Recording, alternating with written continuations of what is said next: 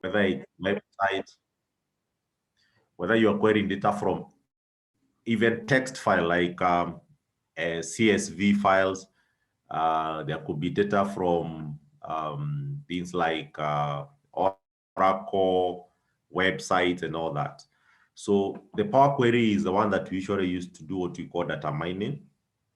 It's almost like an equivalent of what we call SQL in for those who use Oracle, but of course, just within the Microsoft environment. So when you use Power Query, you can pull data from many different sources, and then you do what you call modeling, model that data. Model may mean like creating relationships within your data. And when you create relationships, you're able to do now like further analysis. And you're going to do a practical example in that context. So the three suits, what we call, why we call them the power suit is because there are three in one, and the combination of the three, of course, give a very powerful, robust features. Just to showcase the slide I know that I had shown during orientation, let me share my entire screen. So we did functional analysis. That's what we've been doing, functional Excel. But then, as we say, this one, we were only focused on, let's say, data transformation and also functions that we are using for analysis. And even tools like the analysis tool pack, the solver, the pivot tables, those were just tools that we were using there. Then now we have Power Query, which is mostly used for data mining. So you fetch data from different sources, and then you can model that data. We are going to demo that today. And you can do what you call transformation. Then all of these usually converge into another interface we call Power Pivot. Power Pivot. Now notice this is not pivot table, so don't confuse. Power Pivot is not pivot table. Power Pivot is the platform that we use now to model data, and mostly big data. So you can have unlimited data sources here. If you notice in your Excel, you have approximately 1.06 something million rows. So you can only handle 1 point something million of rows of data. So when you go to Power Pivot, there is almost unlimited data set you can handle there. So you don't necessarily have to be limited by the 1 million rows of data in a normal Excel worksheet. So this is not exactly Excel, it's a different platform, but within the Excel ecosystem, which then helps you model big data. And you can have as huge data, whether it's 100 million rows of data or even more. And then finally, so this one we use now what you call data modeling techniques. There's a small piece we will cover maybe on Monday on it called DAX.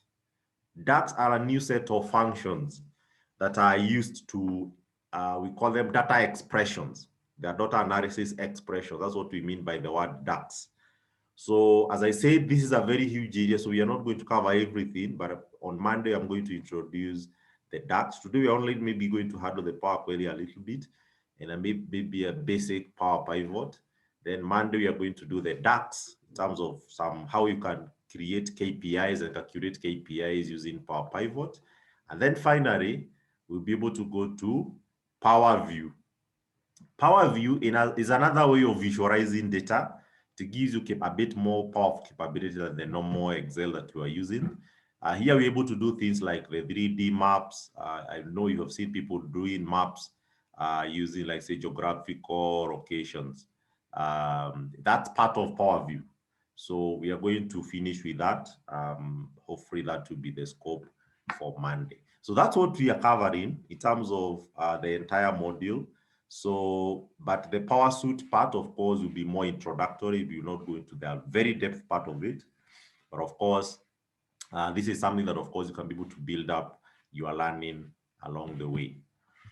So what I'm going to request is that we open a blank, we'll open a blank sheet. So request us to open a blank sheet. I'll save it. Let me see, I will save it as so open a blank sheet. I'll save it on our shared class resources. Now this sheet, I'm going to call it pivoted data. I will explain what I want to do. Pivoted data, just to call it pivoted data. Then I'm going to save. So I have a new workbook called pivoted data. So we are going to create data from a scratch here so that we can demo how we can use the Power Query specifically for mining data. Before we go further, I will first of all want to check, apparently because you people are not able to share with me your screen, so I can't see exactly how your windows look like. But I kindly wish to know whether, if you click on your data tab, I would like to know whether you have this section, which call the groups, the menu groups, where it's written get and transform data. I would like to know whether you have that somewhere. Get and transform data. I hope all of us at least have that. I will want to confirm before we continue, because that's where we are going to spend much of the time. So make sure you have this part that is written get and transform data under your data tab. Is there anybody who doesn't have that? Sorry, I'd lost network a little bit. Please repeat what you've just said. Yeah, if you open a blank sheet, I want you to check and confirm for me that under the data tab, you have this get and transform data, that section. Yeah, I have. All right, awesome. Do you have a menu called Power Pivot anywhere? Also, just on your menu, main menu items, do you have any Power Pivot? Again, I want to confirm. Just a minute. Power Pivot on the menu. On home. On the menu. No, not on the home, but on all the tabs. There you have home, insert, page layout. No, I don't have Power Pivot. Don't have Power Pivot, all right. Okay. So I will request us to do one thing.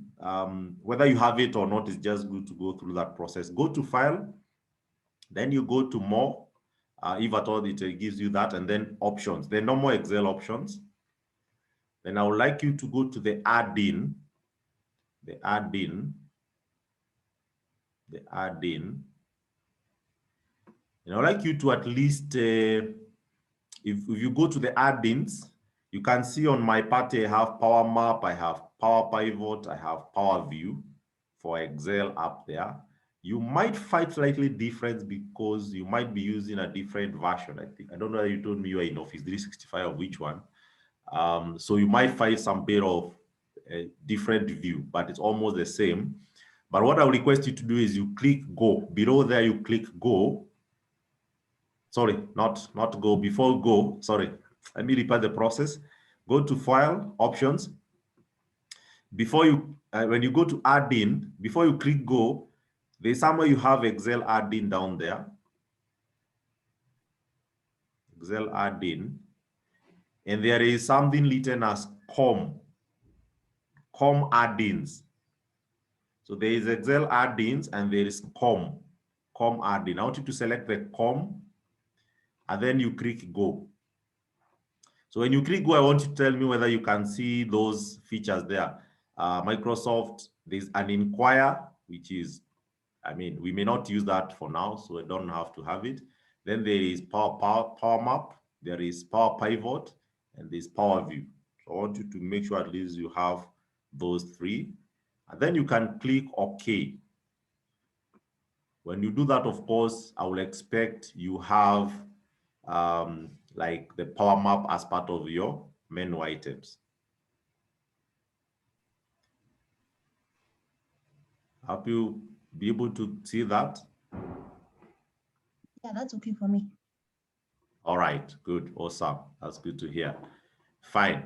So what we've done is just to make sure at least our Excel, you can see there are so many things that are within Excel that probably you've never activated or never used. And these are very critical things that, of course, you may require to start utilizing. So I would like you to go to Data. We are going to do one like data mining or kind of data extraction from a source.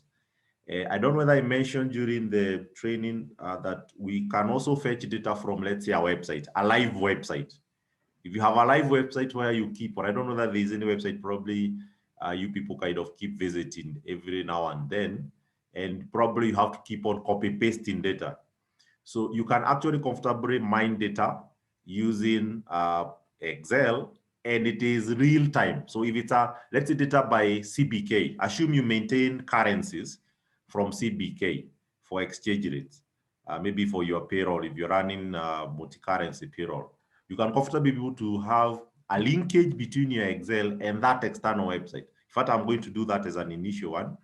Allow me just to try to look for that case, maybe the CBK website.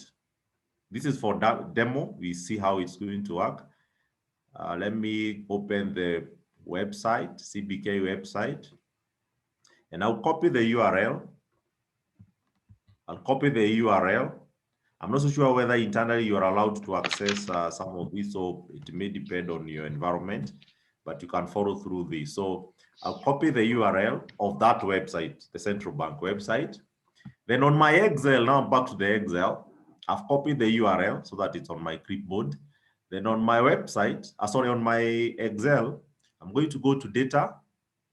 Then you can see there is already, you can get data from, if you look here, you can get data from Excel, workbook, you can get from text, XML, and all this SharePoint folder. You can also get from databases, I was saying last time, Postgre, Oracle, MySQL database, and many other, including Access. You can also get data from Azure, which is a Microsoft big cloud platform. So SQL database from Azure and all that. Then you can also get from from online sources. This means could be from a SharePoint, Exchange, Dynamics, which is a Microsoft environment, Salesforce, all that. Then also other sources, including Hadoop. Again, it's a big data platform. From the web, from an Excel table. So from Oracle, this is ODBC, OLEDB, and you can even have a blank query from any other sources. You can also combine query and also merge queries, meaning you can be able to have two queries merged together to form your big data model. So you can see there's a whole robust issue of how you can pick data from a source. Let's take one example where we pick data from, I'll go for other sources and then select from web. So I'm just click from the web.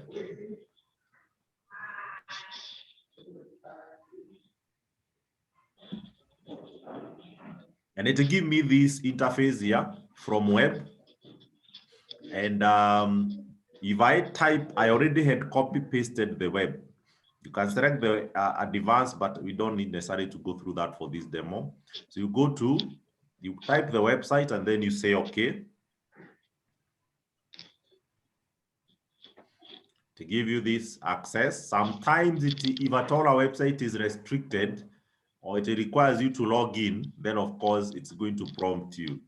So here I'm going to access it as anonymous. So I'll kind of as a guest generally. Anonymous means my identity is not picked.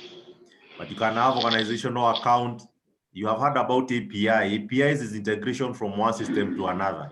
Those integrations. So you can always access using an API. For now, we'll access the website, central bank website using anonymous. So our identity is not picked. So then I'm going to say connect.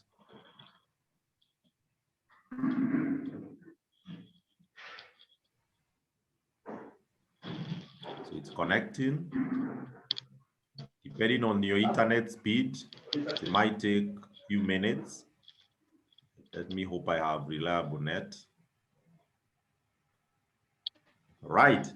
It has opened a navigator window. Now in this navigator window, it's still propagating the view so that I'll see some tables here after a while.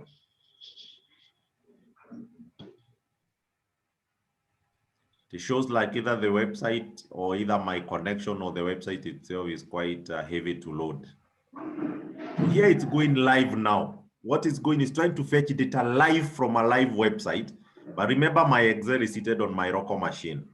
So I'm going to synchronize something that is seated on a website externally. So CBK is an external website to my local Excel, and anything they change on the website on their end will automatically refresh on my end. I can manually refresh, or I can always put something that a job that refreshes after every maybe 1 minute or 10 minutes. So I'll never have to go to the website to copy paste data from there. That's kind of a redundant process. So it's taking a bit of time. Yes. So I need to mute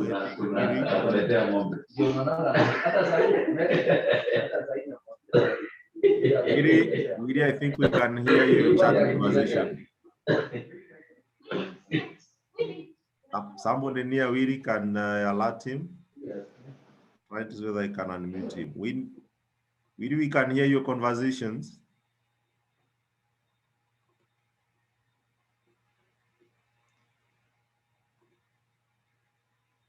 All right, good. So my propagations are finished. And therefore now I have, you can say I have tables that have been brought here. There's a document here, it has nothing. If you click on it, there is table O. You can see this one have some numbers there, I think. I don't know what could this be. Yeah, dollar rate exchange is 107. There's also a table 1, which shows a bit of other rates there. Central bank rate, and many other component, KBRL, and all that. So I can choose the table that I want. So I want this table that has these interbank rates, including the inflation rate. I can see it's at 5.87 ETC. So as at 1st of May. So what I'll do, I'll select that table 1. Then below there, you'll find either edit or transform, depending on the version of Excel you're using. You'll find either transform or sometimes edit. So here I'm going to select transform. I'm going to select transform.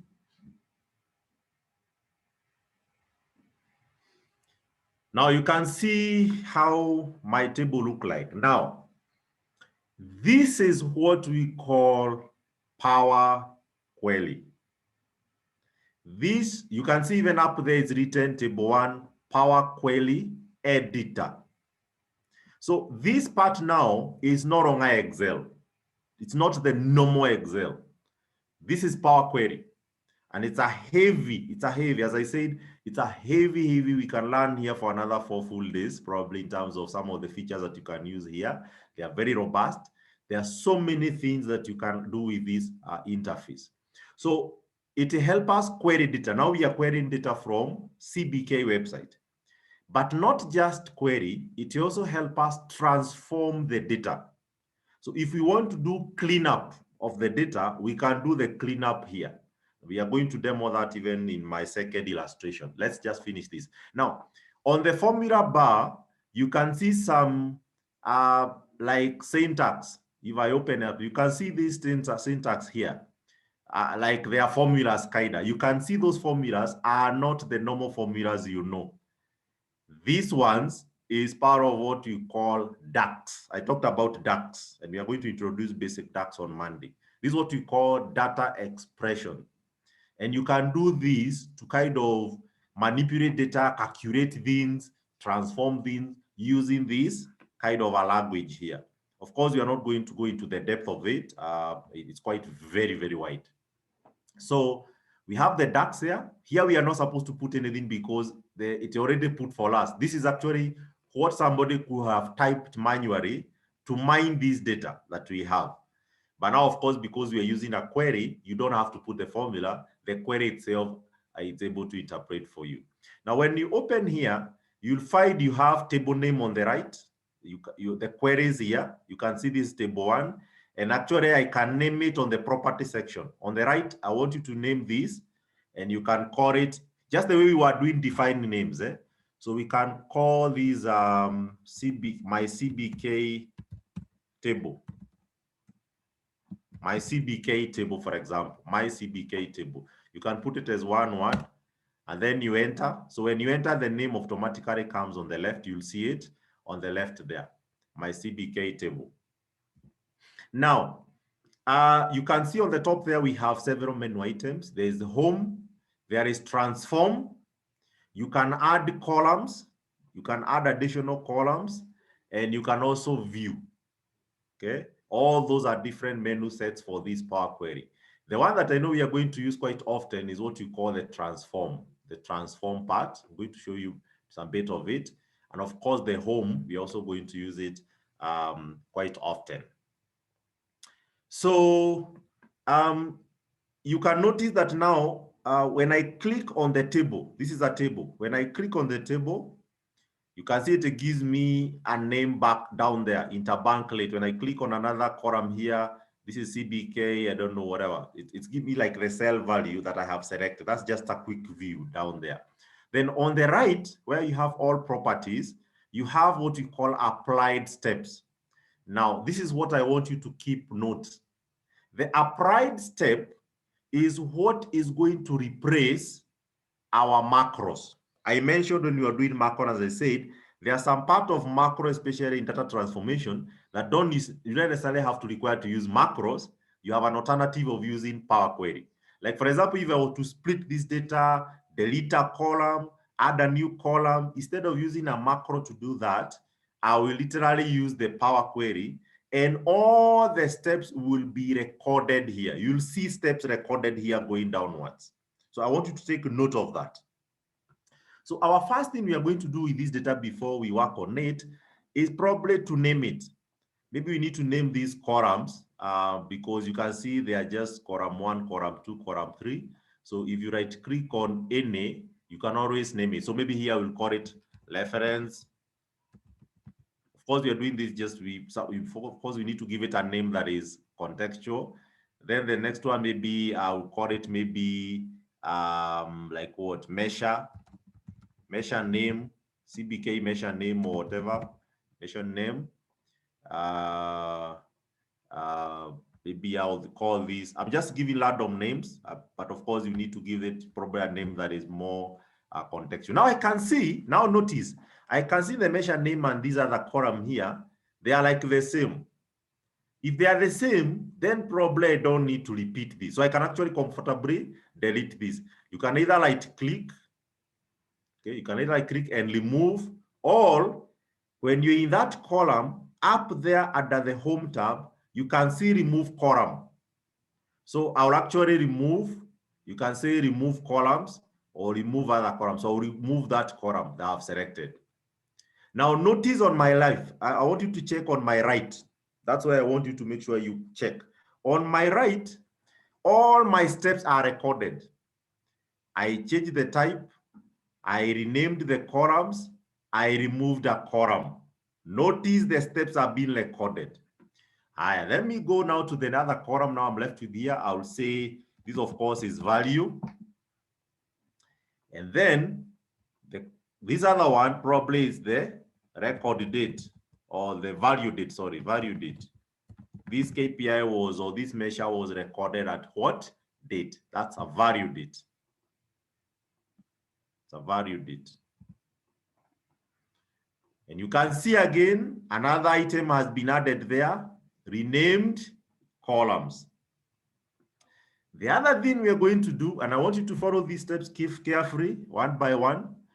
The other thing we are going to do is to check whether the data types are okay. When we were doing validation, if you remember, when you did data validation, I mentioned that we always need to make sure that columns that you have are validated, such that, like now the reference column is text only. You don't want to have a column that you should be putting names, having numbers. So what you need to do, of course, is to, if you click on that particular column that I've clicked on the reference column, under the home tab, check where you have data type. Data type. You can see it's written there text, and if you drop down, you can see all data types there. So this one is okay for me, it's a text. Same case even for the measure, I think that's still a text. If I go to the value, you can see it changes up there, it tells you this is a percentage, which I'm okay now, it's still a percentage. When I go to the date, you can see it actually tells you it's a date. If it was telling you otherwise, then definitely you may need to adjust that accordingly. For us, at least now, it's also okay because we can see that all those are aligned. So we are still in Power Query, trying to check whether our data is handy, because sometimes when you pull data from a system, it comes with the mistakes. It doesn't come in the right way. I don't think I have seen systems that will give you data in the right way that you may want to analyze. You have to do some transformation. So in the Power Query, you do all those manner of transformation. You remove. Now, because the steps are recorded here, if the data source changes, like now tomorrow CBK changes in that website, we don't need to do anything. The recorded step will automatically apply in the data that we have mined. And that's the beauty. So you no longer have to download data again. I warned you when we were doing, when we were somewhere in the class where I said, if you keep on downloading data and then you analyze, you have a big problem. There's a big problem there. So you have to go to your performance management system, download data in Excel. So you have it downloaded. Then you start doing analysis. That's a redundant exercise. You only need to create a connection to that data directly from Excel. You don't have to download. And the advantage is when you do that, anytime that the data source changes, your data also synchronizes automatically. So if the data source get added, you don't have to worry. You don't have to download afresh. It automatically pulls live from that system. And it can be as many systems that you may can think about. For here, we are using the website, and this is completely, you can tell this data is not seated in it's not seated in my laptop. This data is from our website, but I'm able to view it on my laptop, of course, so long as I have internet connection. So I will not do many other things here. I'm going to probably now add this part, but there are so many other things that you can do with this, which probably we are going to cover along the way. So on the, as I said, you can do transform where you can be able to transpose this data. Remember, like you can be able to transpose data, columns and rows and columns to be transposed. You can use the first row as a header, depending on how you pull the data. You can group your data. You can detect data type. You can rename things. You can flash fill. Okay, you can flash fill. I know we did this somewhere in the flash filling. You can pivot columns, you can unpivot, and you're going to do that. And all the, you can even split column. If for those who usually do split columns, when you download data and maybe you have to split the columns, then here now you use it, you do that using Power Query, not the data split to column. The beauty for this is you do it once, the data automatically refreshes, and therefore you don't have to worry about your data again. And of course, then you can do your formatting, you can do other things around here. So at least you have seen the various interfaces of our Power Query. We are going to use this now quite often. So under the, of course, under the home, if you go back to the home, you can see you have a refresh. There's a refresh button somewhere. So you can actually refresh, and when you refresh, data synchronizes itself. Okay, data will synchronize from the source. You can see it refreshing. It is actually refreshing from the website directly. So if CBK updated some late 5 minutes ago, I'm going to get the revised late that will feature in my data. Because it's web-based, of course, sometimes it might take a bit of time because of the internet connection. That's why it's still synchronizing.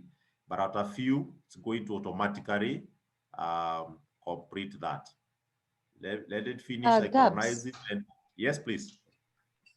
I'm sorry to take you back. There's something you said that's so critical for me, because that's what I'm trying to do even right now. That if you have data that you extract daily or spool from a certain system, and there's a certain format, the way you want to see it, you don't have to go and analyze the data every now and then. Kindly repeat again what is expected, because that is what I was trying to do while I missed that. All right. So the emphasis is that if you have data seated in another system and you keep downloading that data and then you do analysis, you know what you're doing. The moment you download data, let's say employee data, you download it from your HR system, or you are sourcing system maybe from procurement. You download the list of vendors or the invoice list and all that. What happens is when you have downloaded, you have already broken relationship from the live data. You're no longer connected to the live source because the live source is your system. So what happens is tomorrow, if you want to refresh your data, you have to do a manual download again. That's what I call a redundant process. So instead of downloading, you do get and transform, like what we are doing for website here. You see, I had a chance to go to the website and copy paste the, I don't know where my website has gone. Yes, I had a chance to come here and I look for this data and I copy paste. I copy paste in Excel. That's what I'm calling data, because that's like downloading. It kind of break your real-time connection with your data source, and therefore you have to keep on repeating a manual process. Every week or every day you have to download a fresh file, which is a redundant process. So instead of doing that, you use now the process we have used here. I know this is just the first illustration, so we are going to do several others.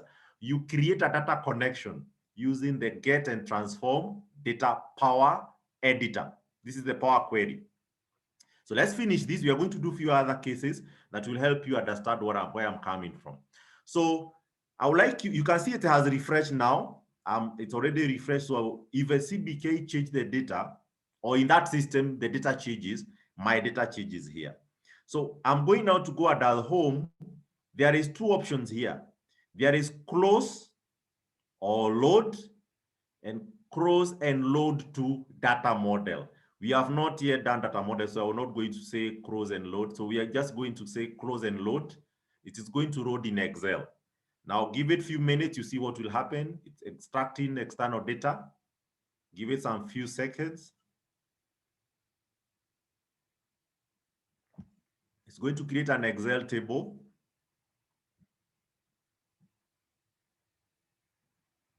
Because it is pulling from a very external website, that's why sometimes it takes a bit of delay, but just give it some few additional seconds.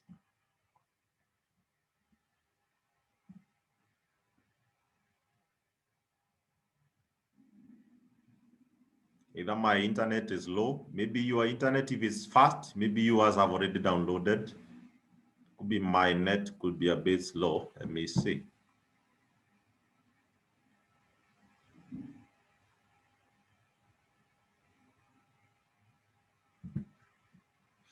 Anyone who have doubt it, maybe yours have already uploaded.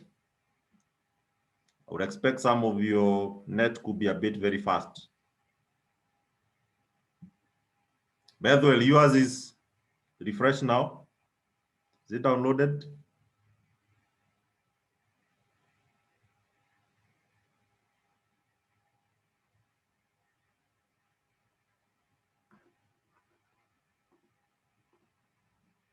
Ah, okay, good. I think my net is quite slow.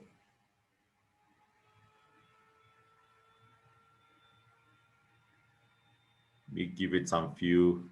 Ah, perfect. It has downloaded. It has downloaded.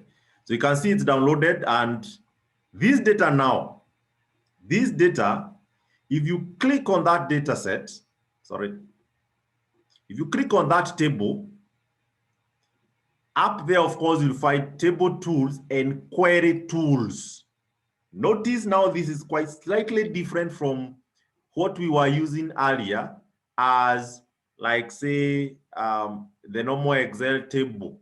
There's a table, which is okay, the normal Excel table, but next to it, there is another item that has been added called query tools. Now, this is quite different now. So this gives us a chance to edit the query. You can change the properties of the query. You can delete the query. You can refresh. You can load to a data model. You can merge with another existing query. Merging means where, for example, if you have sales data for a branch and another sales data for another branch, you can merge the two so that you can consolidate. I think that's the best word to use. If you have sales for last month and sales for this month, you can consolidate. If you had performance for last month or last year and performance for this year, you can merge those two. So those two could be seated in different databases, but you can query them and merge. That's what we call merging. And of course, you can also amend. then you can also export the connection file. Now, when you look on the right, you can see you have connections. There's 0 connections for now, and you have queries. And you can see one of my queries. And when I press the cursor there, when I press the cursor on that query, my CBK table, you can see all this list here. It will give me a preview of the table, and it tells me it was refreshed last 8:02. Now, this is what I was saying. It's refreshing from where? You can check the website. The data source is CBK website. Now, if you are using a procurement system, a HR system, it will be telling you here your data source is that Oracle. For HR, I hope you're still using Pape. It will be telling you Pape, which is an Oracle platform. Or if you're using SAP, for example, it should be able to tell you this is an SAP interface. So the data source here will be the source of where the data is coming from. You are able to see the last time it was refreshed. So that means you don't have to keep on downloading that data. I'll keep repeating, that's a redundant process. When you have to download data and then analyze, there's a problem there because you have already delinked from the live interface. So if the data changes, then you also have to go and download afresh. That's quite a bit of a redundant process. So if I was to do any analysis with this data now, I can comfortably do the analysis. Remember you can do a pivot table here because it's an Excel table. So you can do a pivot table. If you go to pivot table tools, you can do the pivot tables and many other things that I know we had learned already before. So this helps you at least now be able to analyze your data in a bit more easy way, yet the data is seated in a website. Remember, this is website data. Okay, this is a website data. So that's one example. We are going to do a few others so that we can get, so we have already demoed how to mine data from our website. Every time you may want to come and refresh the data, you can always do that. If you either come and if you right click on the table here, the queries connection, you have the refresh. You can always refresh here and be able to refresh your data anytime. All right, I'm going to pack that, just one demo of how you can mine data from our website, and this mean can also be from any other platform, any other external platform. We are going to have another sheet. That's already my CBK table. We are going to come back later and see what else we can advance from there. Another sheet on the same workbook, we are going to generate another case, a second illustration of the Power Query. Now, this time around, we are going to mine data from an Excel, just Excel itself, so that we see how it's going to work. So here I'm going to call this unpivoted data. I know we named our unpivoting data, unpivoting. I know we named our file pivoted data, no worry. I'm going to illustrate how you do unpivoted data. Now, what I'm giving you are practical cases that I expect more or less than not you encounter. Like that one case, you must be getting data from an external source somewhere or from a system, and you have to keep on downloading. I'm sure that is very common to all of us. The second case is also going to be very common. And we'll see how you can use Power Pivot to be able to maneuver this. So assume you download data or report from a system, and I'm going to demo this, give you an example. Sometimes when we download data from a system, the data is mostly summarized. If the data is summarized, it will give us a complication because you cannot do analysis on summarized data. You do analysis on granular data, not summarized data. So if then you download data set and you realize it's already summarized, how do you unsummarize it? For lack of a better word, unsummarize. That unsummarizing is what you call unpivoting. And I'm going to give you an example.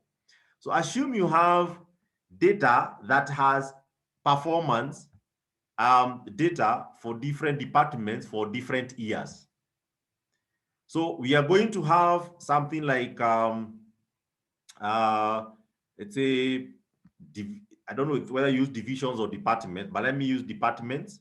So you can have department here. Notice I've started typing on row 3. It's very intentional, very intentional. So I have department. So I can have something like maybe HR, and probably the next column might be maybe something like what? What is inside a department? You can have sections, or you can have, yes, let me put a section here like payroll. Another section in HR could be talent. I'll just do random ones. Maybe there's probably BP, business partnership. Something like that. Then let's say I have another department here, finance. And I can have like also 3 rows, finance. Maybe probably there's payables. Could be a section called payables. And there's another section probably called receivables.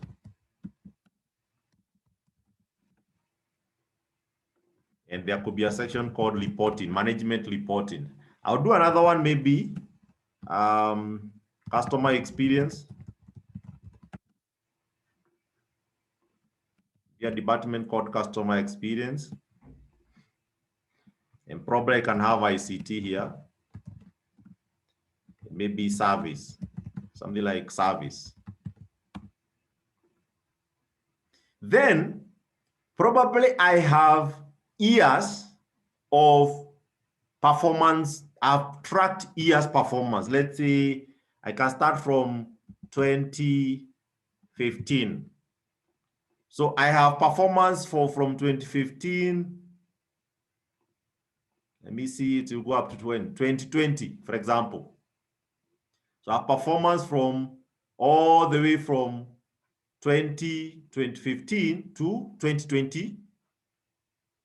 Now you can see I'm putting these the years on the header.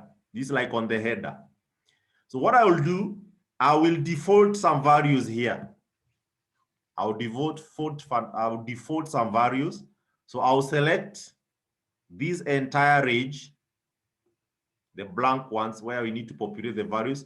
I think we had used some formula earlier called lat between. That's what we're going to use. So select this range here. Then you go to the formula bar. We'll put a random function just to create. We want some data there. So we'll say rad between. If you start typing rad, L-A-N-D, rad between, maybe 1 to 5. Probably that's your performance rating. Then you press Control Enter. Then you copy and paste values. I just wanted to populate numbers there.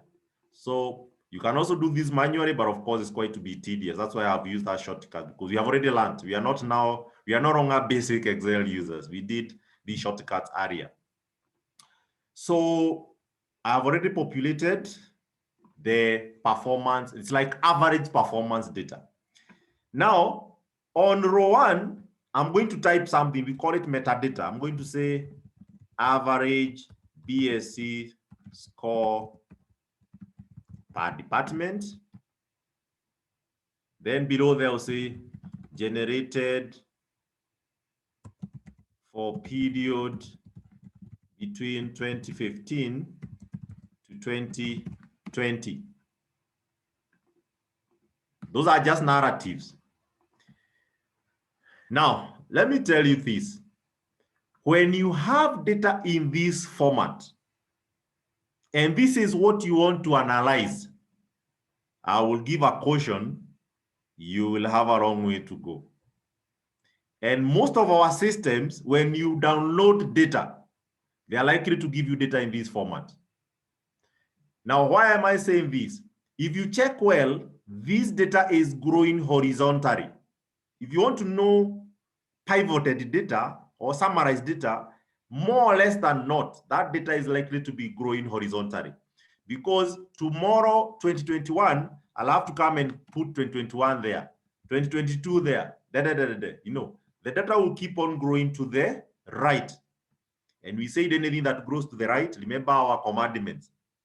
Anything that's going to the right, there's a problem there. And I want you to get the concept kindly, because as much as we are demoing using this kind of data, what you need to capture more is the principles, the concept, not claiming what you're doing, the concept. Because when you get the concept, you can deal with any data, whether it's finance, HR, payroll, performance, any kind of data. So when you see data summarized in this way, we usually call this pivoted data. If you like the layman language, you can call it summarized data. Some other people, I'm using all these terminologies, you will find them all over. Other people will call it closed tab data, closed tab. And you know why it's called closed tab? Yes, because any data field here, it's a closed tab. It's an intersection of a corresponding department, which is on the column side here, and on the row, the year. So there's a closed tab. Closed tab means like the way you do a graph, X and Y. So it's an intersection. That shows you that this is a granular data. It's not a granular data. Now, if I tell you like now a question, I tell you, compare for me average performance for HR talent and finance receivable. HR department talent section and finance receivable section. I can almost guarantee you'll have a problem. You have to do manually. You have to come and find out to get the average horizontally, then come and do manually. You can't analyze that data easily. Now you can imagine you have hundreds of rows of this data and columns, 20 columns of this data. I can almost bet you're going to work overtime. And it's because the data is already summarized. Never try to analyze already summarized data. You have to transform it. This is where the Power Query comes. We are going to convert this data into what we call granular. So we need to move from, sorry, I'm just putting these as notes. These are just short notes just to help you. Otherwise, I'm going to delete them after this. So I want to convert these, what we have here as pivoted data, summarized data, or closed tab data. We want to change it into what you call granular data. Sometimes you can call it tabular data. All these are terminologies that could almost mean the same from the language that Excel understands. So it's either granular data or tabular data or unpivoted data. So you can put these notes somewhere separately for those who are keeping notes. So this is what we want to achieve. So we want to move from this to this. So I'm going to delete these anyway. These are just for illustration, but make sure you caption this somewhere for your own reference. So that's what we want to achieve. So this one I'm going to delete them using the Power Query, so I'm not worried. Now, let me show you what we want to achieve. And I want you to get to view this in a very creative way. This data, the whole of this data, can be summarized into the following columns. And I want you to see this clearly. Department, section,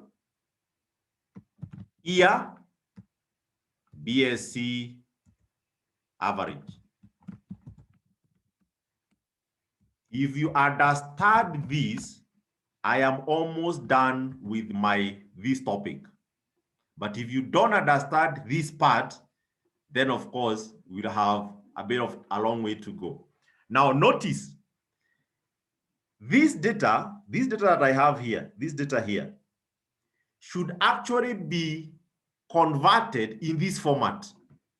I should have department, section. These are my first two columns here. The whole of these need to be collapsed into only two columns. One should be the year, which is this year, and another one will be the average performance. So what will happen is this. These I'm demoing so that you see the kind of work that you can do manually, which will be very tedious for you if you don't know how to do this using PowerSuite. So in short, let me give an example for HR. I'll copy this HR here. I'll paste it there just to demo. Then I'll have 2015 3 times. Is it 3 times? Yes. Then I'll have this payroll up to HRBP. Again, that will come here. Then I'll have 2016 another 3 times. Here I'm demoing manually, but you can see the kind of manual work you are likely to do if you don't know what we are going to cover today. So I'll have 2015 repeat itself, 2016 repeat itself. Then I'll need to copy the performance for 2016. That one will come here. That is the way I'm going to have the data. The data will grow horizontally. My data should grow horizontally, not my data should grow vertically, not horizontally.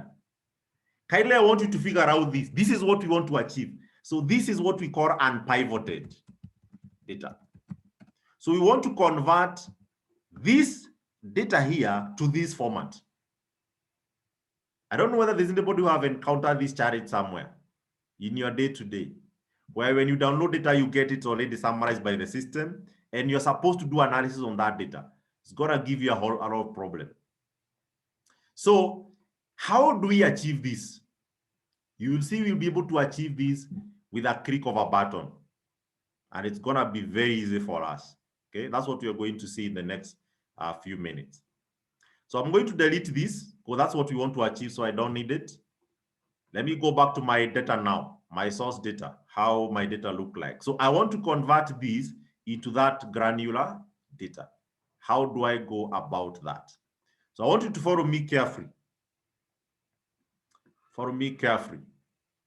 So I want you to select the entire of this data. Just select the entire of it. Select the entire of that data. Then under data tab, go to where you have get and transform.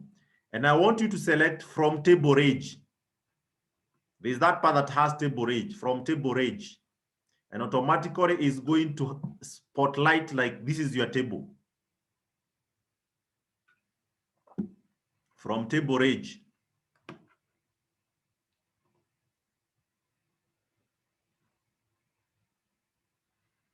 Then when you do that, don't tick this table header. Ignore it for now, because our data will not have a header for now. We'll add that header later. Then I want you to just say okay, and a Power Query opens. Power Query opens. And when it opens, you can almost see again what we did earlier. You can see on my right, I have applied steps. And on my left, of course, I have the table name. I can comfortably change this to, I'll call it unpivoting. Unpivoting. Unpivoting, just to name it, just to give it a name, unpivoting. Then I enter so that I have my query. That's unpivoting. That's a query. It's almost like the macros, kind of. Now, if you check at this data, comfortably, my data looks a bit a challenge. My data have a bit of a challenge. So I can't be able to literally analyze data the way it is. Now, the person who is asking, you are not able to see formula, go to the view and tick. There's a formula bar there, tick. Go to view in the Power View, go to view and then tick this. You're going to see the formula, this formula bar there. Yeah, may have hidden it. This Doreen, yeah. Can Yes. you hear me? This Doreen, after I highlight, kindly guide me again what I need to do. Go to data. Highlighted my data. Yes, go to data tab, data menu. Mm-hmm. Then select get data from table stroke range. There's an option there, get data from table and or range. I don't have. You yes, see, do you have I your get data? get it. Yes, All I think right. I needed to expand the data. Now I can see. All right. So finally, you should add into this. You should add here now. You should add this page, which is Power Editor. Now, this is an interface which most even Excel trainers, mostly they will not train you on this. Yet, this is one of the most powerful features in Excel in terms of data transformation and data mining. So with this, then we are going to apply steps. Can you see already the first two rows? I don't need them because we call this metadata. The first two rows are redundant. They are just give me this description of average BSc per department generated for period. I don't need those two rows, so I can delete them. So we are going to go through this process step by step. So I can go to this is where you have remove. You can see the remove rows. And you can drop down there and kind of, remove top rows, remove bottom rows, remove duplicates. Remember, if you have data that has duplicates, you can do all those transformation using Power Query. Remove blank rows. Sometimes when you generate data, it has blank rows. You may need to operate on that data. Remove errors if there are any errors, okay? For our case here, of course, we are going to remove the top rows. Then it's going sometimes to ask you how many. So how many rows? I'll type 2 because it's the first 2 rows I don't require. Then I will click OK. You can see now it has removed. So I'm left with actually my data, my table. And you can see on my applied steps, removed top rows. My top rows have been removed. We are going step by step, and I want to follow this process very carefully. Now, the next thing we need to do is to unpivot our data. Unpivot our data. We need to unpivot it because the way it is, we cannot analyze it. We want these 2015, 2016 to be in one column, and then all these values, which is performance averages, to be in one column. So in total, we shall have 4 columns only. And you know what?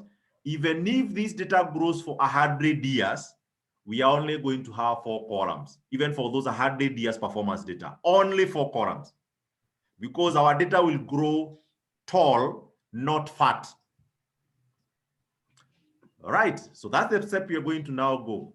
So I want you to select the first column and the second column while holding your shift key so that you select both of them. So click the first one and you click by clicking on the top there on the column name. Then press shift on your keyboard so that you multiple select. You select multiple. Now there are 2 ways of pivoting and pivoting data. 2 methods. 2 methods. And I want you to follow them. The first one is you identify the columns that should not change. You select them, then you unpivot all the other remaining columns. Or alternatively, you select the columns you want to unpivot, all of them, of course, leaving the ones that you want to remain unpivoted. So we are going to follow the first process. So I'm going to select the first column and the second column.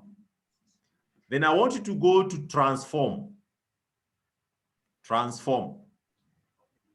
And on the right, just somewhere in the middle, sorry, you will have somewhere written unpivot columns. Unpivot columns. Now there are 3 options. It asks you unpivot columns. Then there's another one, unpivot other columns. That's the one I'm going to use. Unpivot other columns. Because I want to maintain this department and section unpivoted, but I want to unpivot all the others. So I'm going to select the second option. And tell me what you see. I automatically have, I think there's a problem. Just a minute.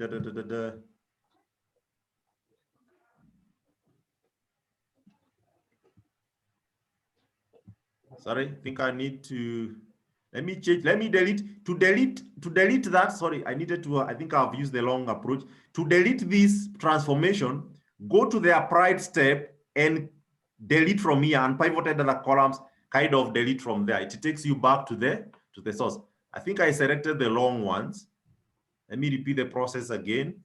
So I select these two, and then I Hi.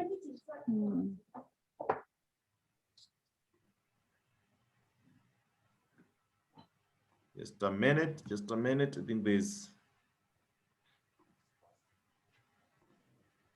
think I need to do some few other transformation. Just give me a minute.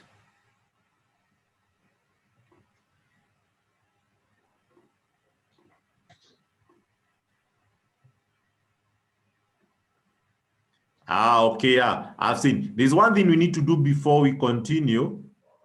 We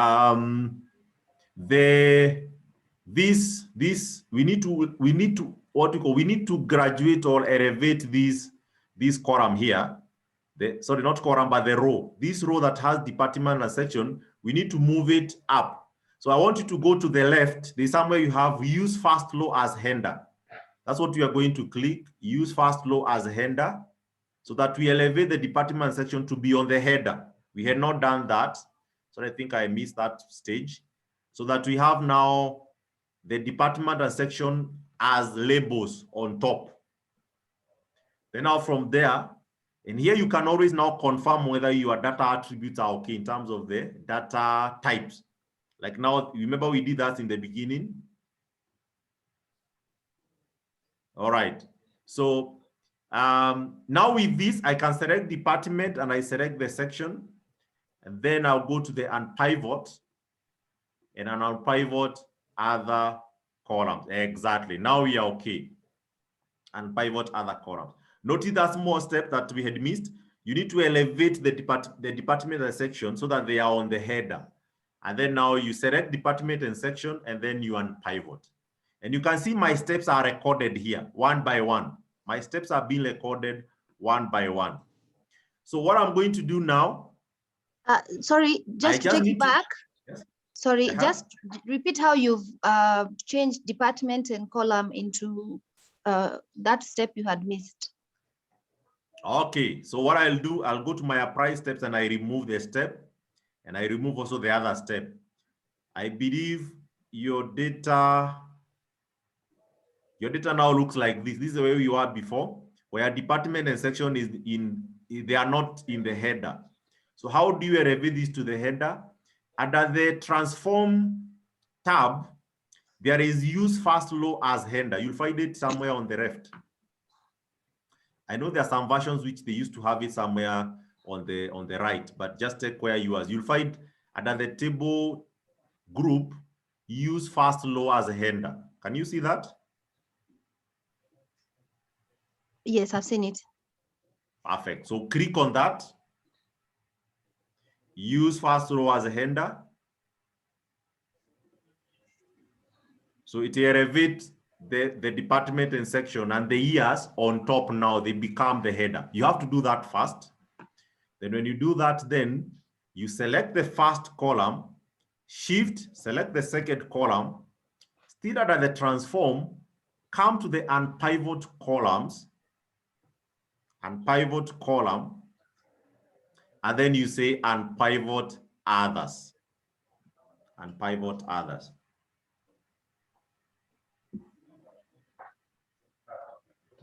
Now you can see you have our intended 4 columns only.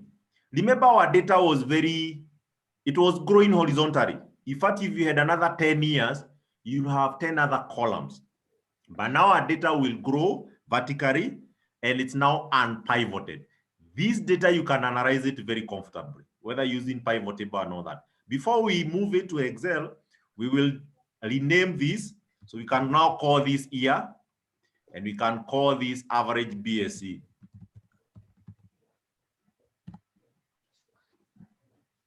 Year and average BSC.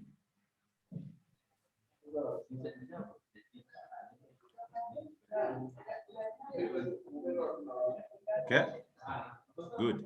Now, when we have done that, We are going to go to our home, under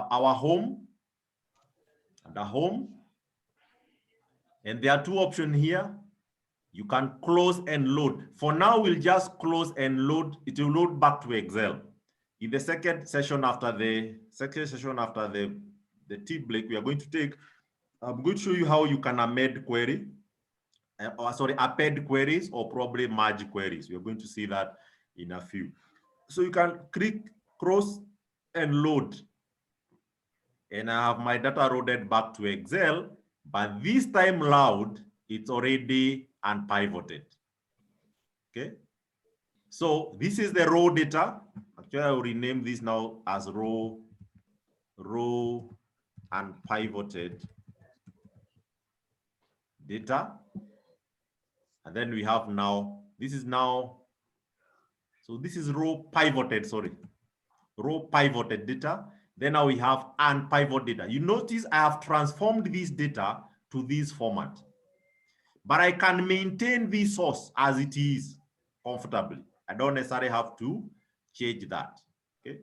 Maybe I can always go, for example, if I change anything here, maybe I change this performance from maybe the last entry here from 2 to 5. I can do that, and I can comfortably right click and refresh my data there, and it should be able to refresh also directly on this data set here automatically. So I don't have to bother.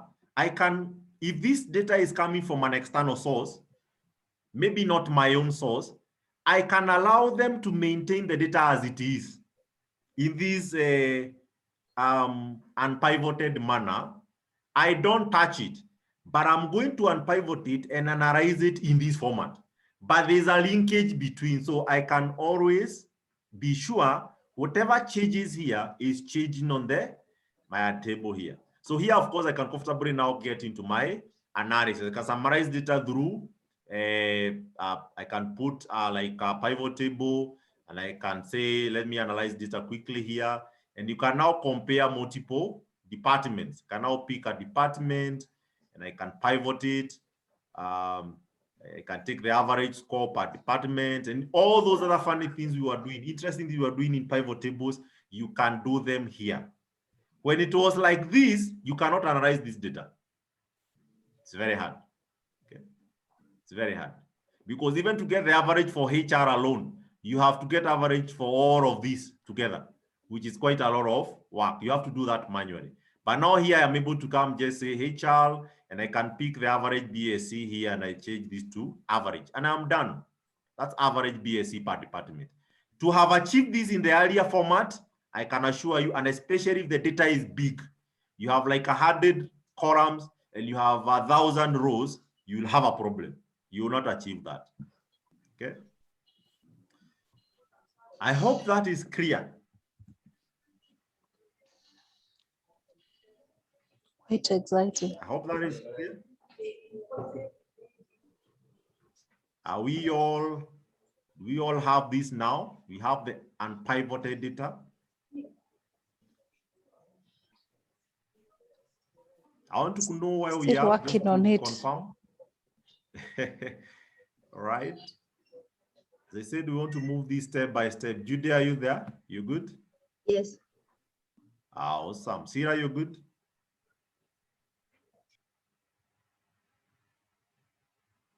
You can type if you can't shout. Hannah, you good? Yes, I'm good. All right. Willie?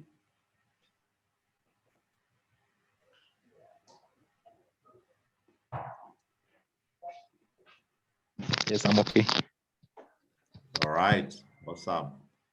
Okay, thank you, Hannah. Good. You guys are following very well. Perfect. So here now, as I said, if the data changes at the source, I'm sure we'll take our break in the next maybe 8:50. Can take our break at least. So have 12 minutes, just 11 minutes. So as I said, if the data changes at the source, you actually don't have to worry. You only need to refresh the data. In fact, at a point, we'll be able to see how you can be able almost to, set refresh you can set refresh triggers where you say refresh every 10 seconds and all that. We'll come to that later when we go especially to the data model. We are yet to go to the data model. This is purely Power Query Editor. When you go to the Power Pivot, now we are going to see how you can be able to refresh this data, even set a time and say refresh after every 10 minutes, every 2 seconds, all those things you can be able to do perfectly. You can change the property, you can edit the query. When you see you click this data, you can have this option for editing the query. When you click that, it takes you back to the Power Query Editor, and you can see all the steps you had applied. You can add any other steps you may want. Maybe you wanted to change the format of this BAC average or whichever other thing. Maybe even you wanted to have an added column. If there's a column that you wanted to add here, you can always come and add a column and be able to do other operations. So you can always go back to your query and amend the queries accordingly. That's very, very critical. So on the table tools, of course, you can always unlink, just to take you through some of these properties here. So other than we are on this unpivoting sheet,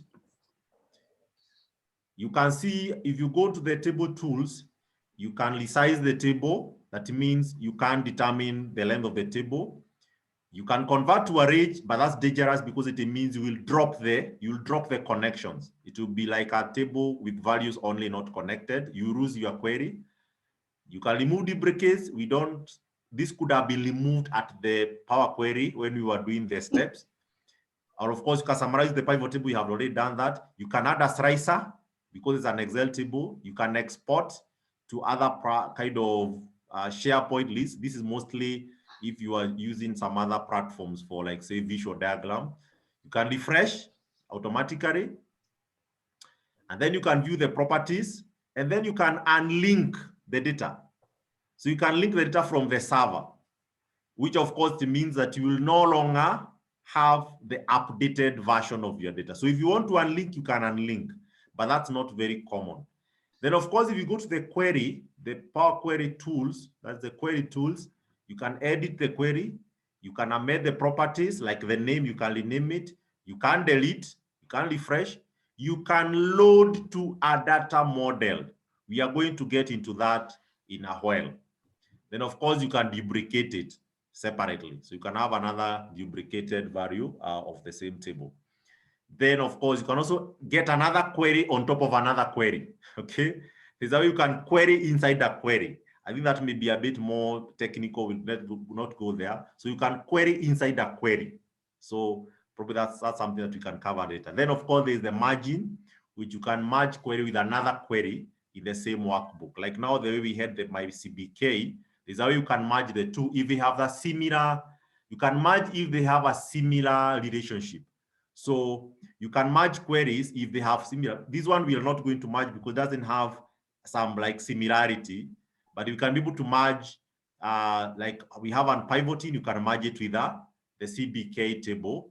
But of course, we may lack adjoining, we may lack something that will join the two. That's the challenge. If, for example, you have payroll data, and you have a payroll number, so you can merge one table and another table using the payroll number, and that creates like a connection. So we don't have that. Appending means you can aggregate. It's almost the same like the one for margin, but now here you add one below the other. So you can add different things. So you can have a table here and add a table below it, another table below it, another. That's what we call appending. So you can have more than 2 tables appended, or even 3 or more tables appended, and you just have to select them here. I'm going to look for an example we can use for that, but that's what we mean by these two combined sheets. I'll try to get a good example we can illustrate for that particular one. So those are the various ways in which, of course, you can edit your query, and it's quite very, very robust. So I think we can take, because I don't want to introduce the Power Pivot this time, but I think we can do this immediately after the break. Let me try to see whether I can demo something quickly here about the margin of the query, by having some. Let me try to demo just a typical case. we may not cover a lot in that marginal what do you call a padding, but let me try to see whether I can pull a good example. Assume you have like what? You have two data sets that are seated in two different sheets. So I'll have, let's say, HR department here, and I'll have, let's say, another HR department, but for a different period. Let's say, I know there is a way sometimes we maintain data in form of years. Let's say this is 2020. Let me use that example, 2020, and this is 2021. But inside the data here, we have something like, say, department, and you can have staff cost, something like that. So I can have HR, finance, operations. I'll just put some random numbers like 2,000, 5,000, 10,000, just random. This was the staff cost for 2010 for that. I'll just copy the same and I'll paste it on the other also. So staff cost, but this now I'm going to change values, 3,000, 6,000, 8,000. So this is 2020, this is 2021. So I have two data sets. They're almost the same data, but for different years. How do I combine those two in one? Because if you remember this, when we were doing the basic commandments, I said your data should actually grow vertically, not horizontally. When you find yourself adding more sheets, like you have a sheet for January, a sheet for February, a sheet for April, a sheet for March, that's wrong. And yet inside the sheet, it's different data set. That's very long. Is that you can kind of combine all those and have one combined query. So what we are going to do, like for this at the 2020, I'm going to come and say get data. Remember our same process, get data from Excel table. This one I can consider it has headers. I think that's still okay. It looks okay. It takes me to the data. I don't think I need to change anything here. It's okay, department and staff cost and all that. I think that looks okay. So what I'll do here, I can append this query. I can append this query automatically from here. So I can come and say append queries or append queries as a new. minute. Yes. When you said get data, you got it from where? The table, the same table. Yeah, but what option did you pick? The table stroke ledge. No, table stroke ledge. Yes. All right. So you can append a query after you get this.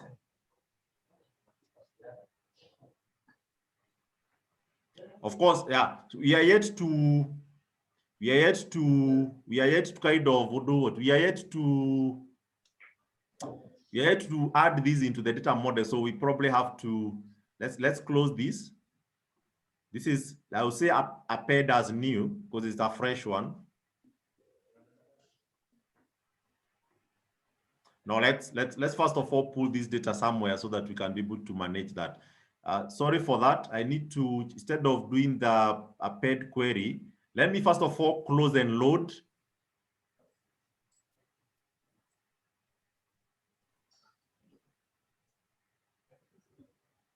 So we can do close and load. I'll still use the normal way, close and load. It will appear there. Then I'll go to the second one, the second 2020, the 2021 now, and I'm going to say data from table range, same process.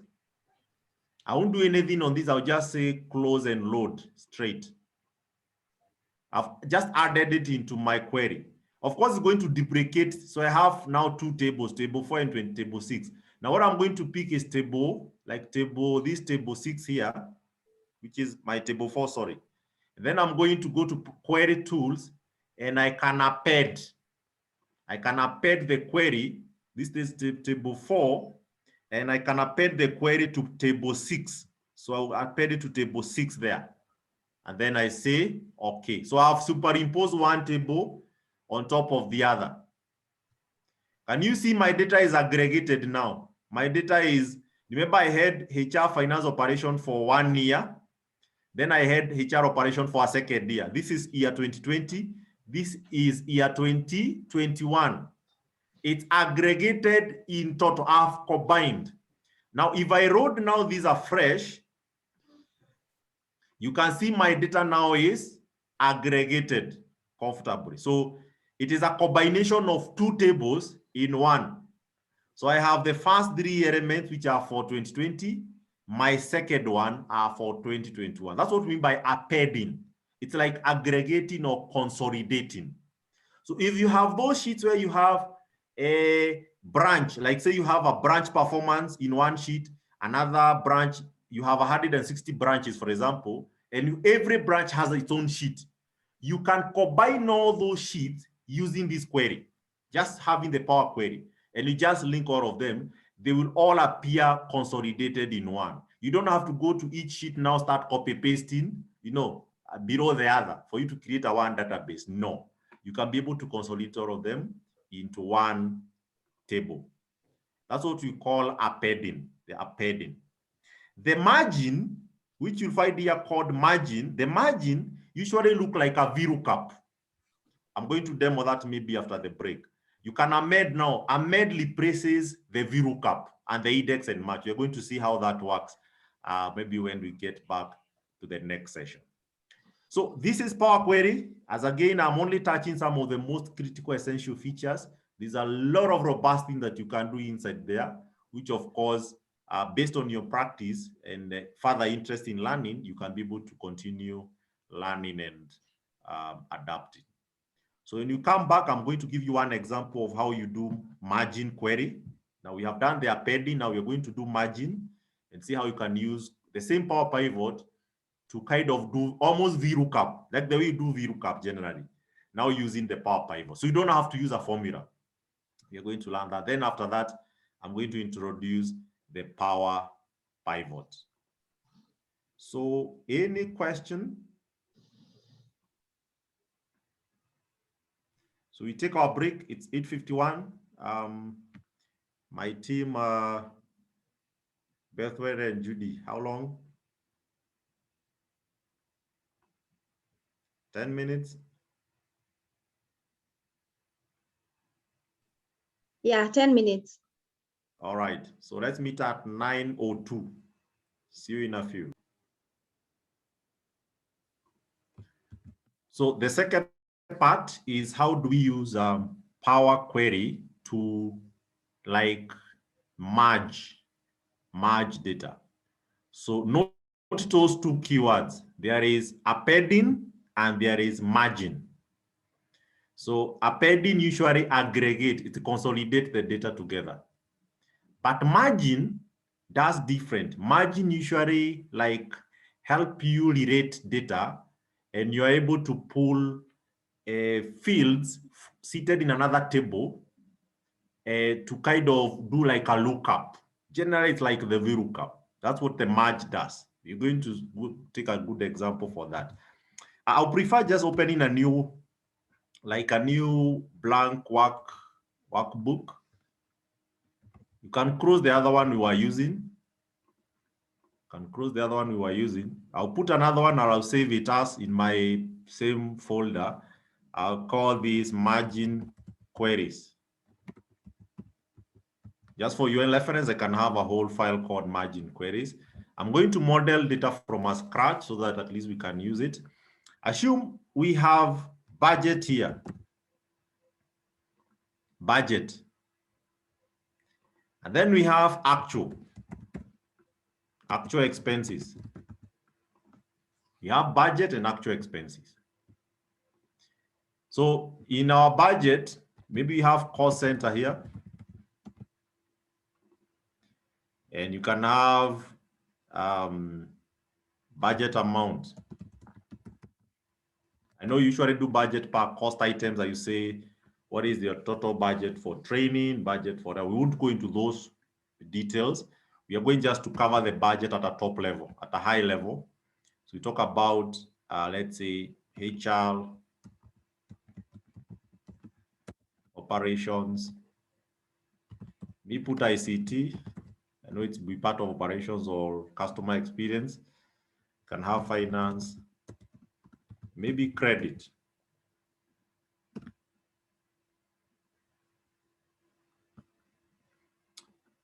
For the budgets here, we can just put manual figures, 35,000, 40,000, 100,000, maybe 34,000, probably 19,000, something like that. That's become my budget figure. And I'm sure beginning of the period of the year, you're given budgets for different areas from finance, either from the budgeting module, like Hyperion, and there are many other financial systems, or from the ERP.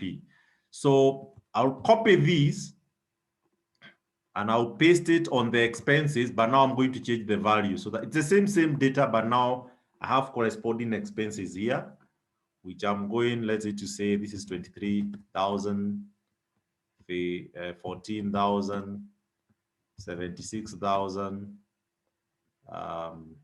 Maybe this one could be 35,000, and then I can have 21,000, something like that. So these are two different data sheets. One is a budget, but another one is a actual. Sometimes you want to merge these two such that you have one which tells you this is the budget and another column here, expenditure. Or in the expenditure, you can have, this is, now this should be actually the expense. We can call it expenses year to date. Expenses year to date. So the accumulated expenses year to date. So you may want to probably bring, let's say, your budget here so that you calculate like the variance or something like that to see whether you're exhausted.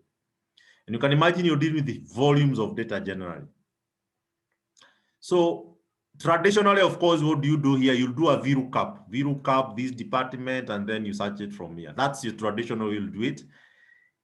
But for somebody who have learned PowerSuite, then you will probably forget about that after this, because the beauty of this is that you do it once and the query will record like a macro, and you'll always be able to refresh the data automatically without having to do it afresh.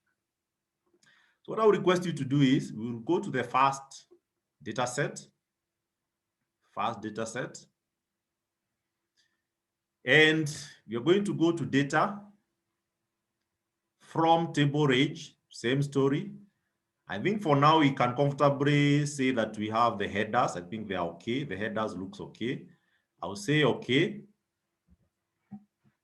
I need to check whether my data requires any transformation. I'm not so sure whether we need any transformation. We can name this under the properties here. We'll call this budget. Under the property name budget, enter. So you can see the table has been named as budget.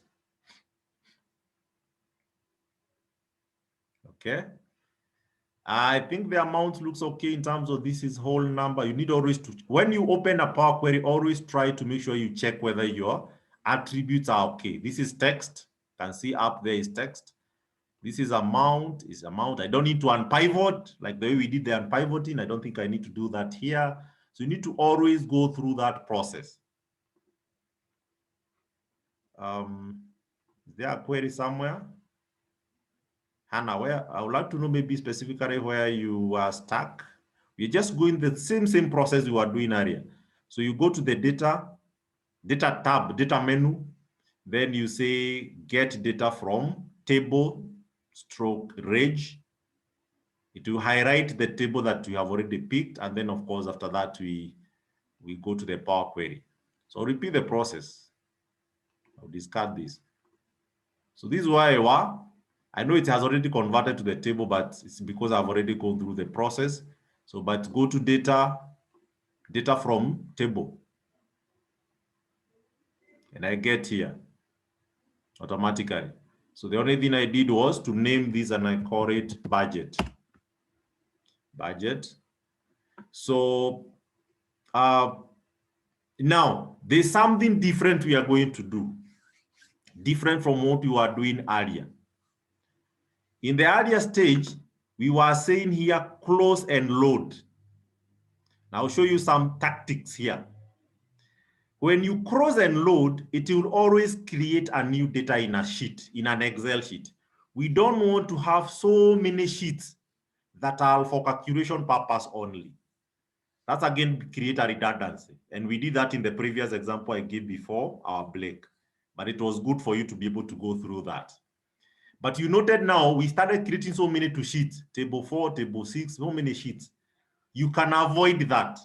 What do? Instead of selecting close and load, we are going to select close and load to. And it will give you this import data.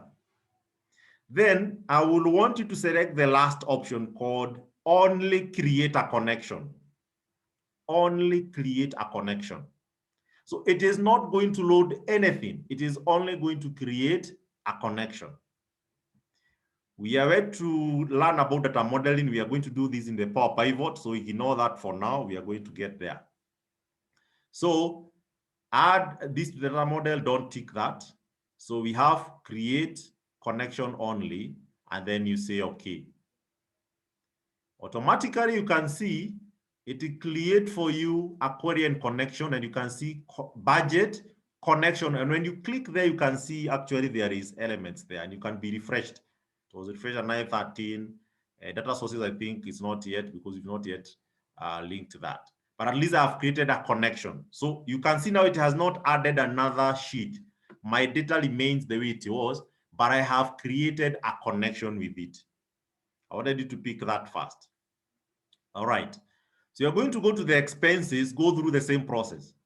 Go to data from table range, same process, say okay. And then again, we name this. Now this we call expenses. Then you enter expenses, then you enter. All right.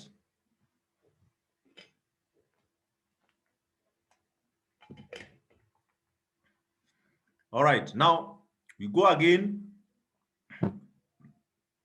Of course, here we can still again go through the process of merging. We can still go to the merge. Let me see whether I have the tables here. If you say merge, yes. Now, so what we are going to do, we are going to merge this query. You can say I have the, this is budget, or no, this is expenditure, but I think we have the budget there. You can see we have select a table and matching columns to create a merge table. So here I can say merge with the budget. I hope you can see the two tables already appearing there. So I have the expenses and I have the budget. The two tables are here. Now, the only thing I need to do is click on the cost center and also click on the cost center on the other one. So that, because this is what is matching. This is what should be the Gabriel? matching one. Yes? Where did you get that merge option from? Under the home tab, there is merge queries and the append query.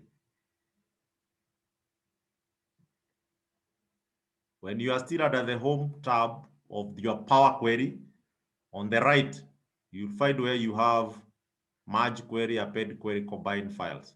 Here, this is where we are. So I selected the merge query.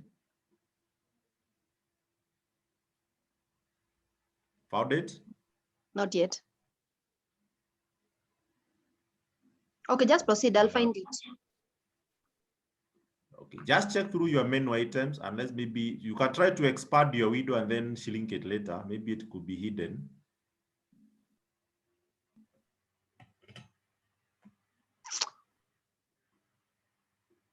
Okay. All right, so when you select cost center and cost center, you can see below that it tells you the selection matches 5 or 5 rows from the first table.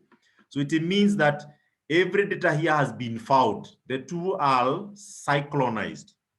So you can link budget and expenditure. And this is very common. Most of us usually use data sets that are linked from one source. You have to keep on doing VLOOKUPs and all that. Again, that's somebody who probably have not gone through this session of a training. So when you go through these, you don't need those VLOOKUPs completely. And this is much more better because you're also able now to link this to a data model, which you're going to cover in a while. So the selection matches 5 out of 5, and then I will say just okay. I hope you can see something here. I have cost center, I have expense, and I have budget. But can you see in the budget, instead of seeing the amount, I'm seeing a table. But on the top there is some interesting arrows. You can see some arrows somewhere up there, which when you click on those arrows, it gives you these, either you select all columns, cost center, aggregate, and all that. Kind of you can open up. So when I click on that, you can see what it has done. It has opened up that part. So I'm able to see HR. This is merged already. And then I can have the budget. Now you see, now I have expenditure here and budget here. This is what I could have done using a VLOOKUP, which of course will be a waste of time again.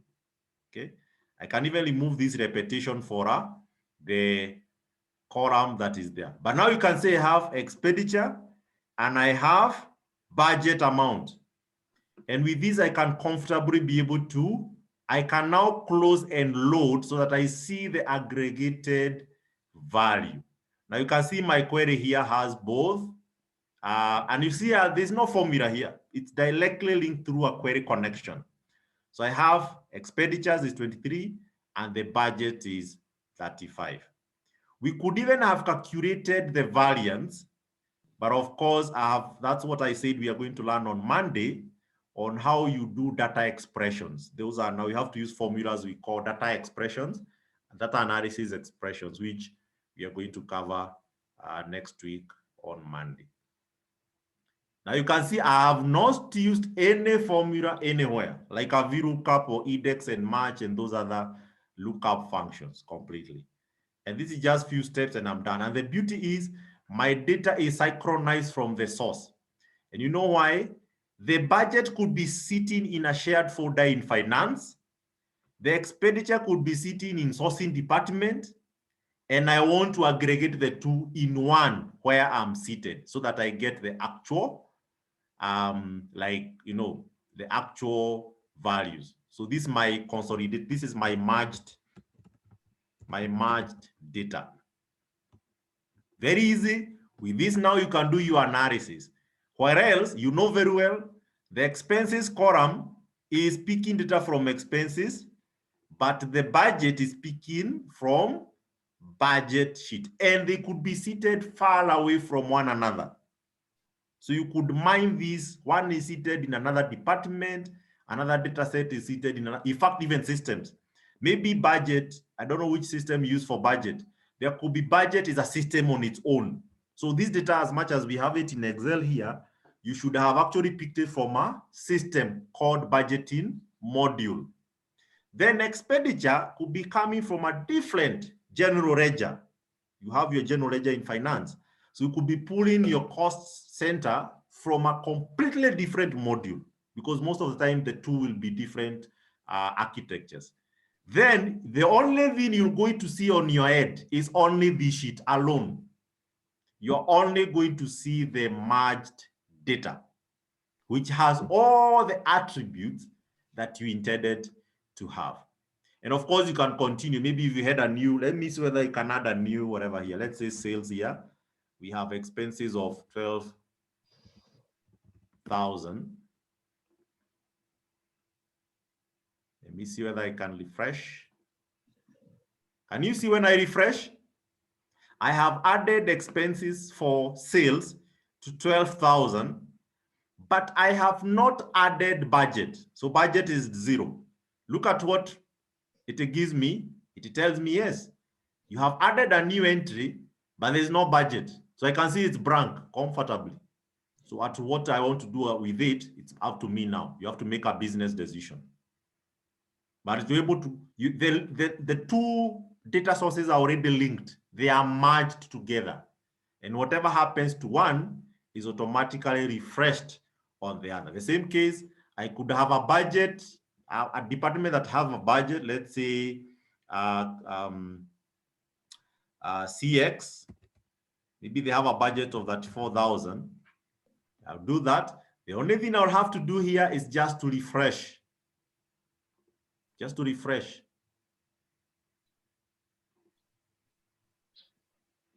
I think this one is not picking up. Let me see. What have I done here? The CX.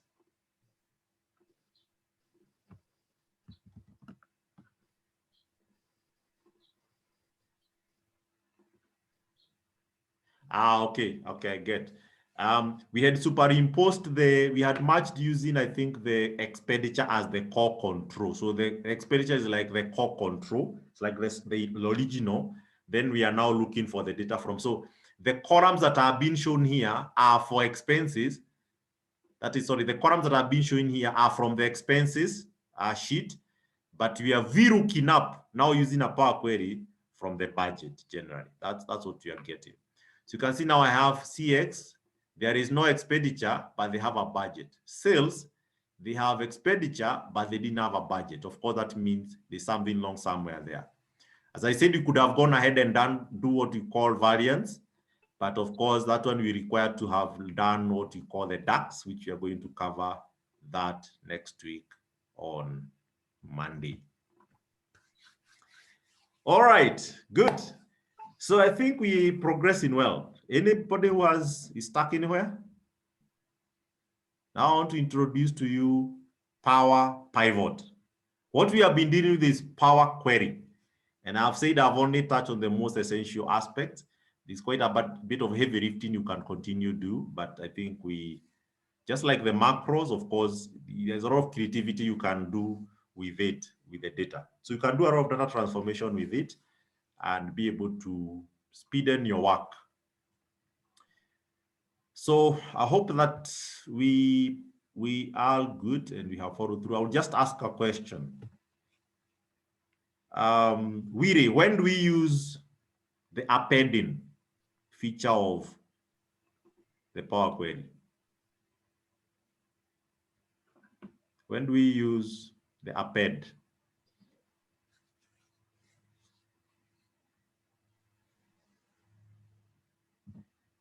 Is Wiri there?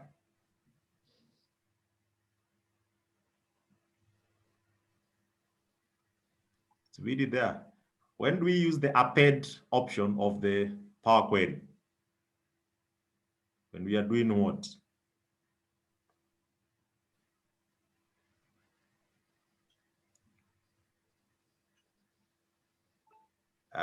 Just break down that linking, because linking is quite general. What kind of linking? Linking is quite very general. Both append and merge are for linking, but they serve different purpose. So the append is doing what? When you link the data using append, what happens? Somebody else gonna help? Bethwell?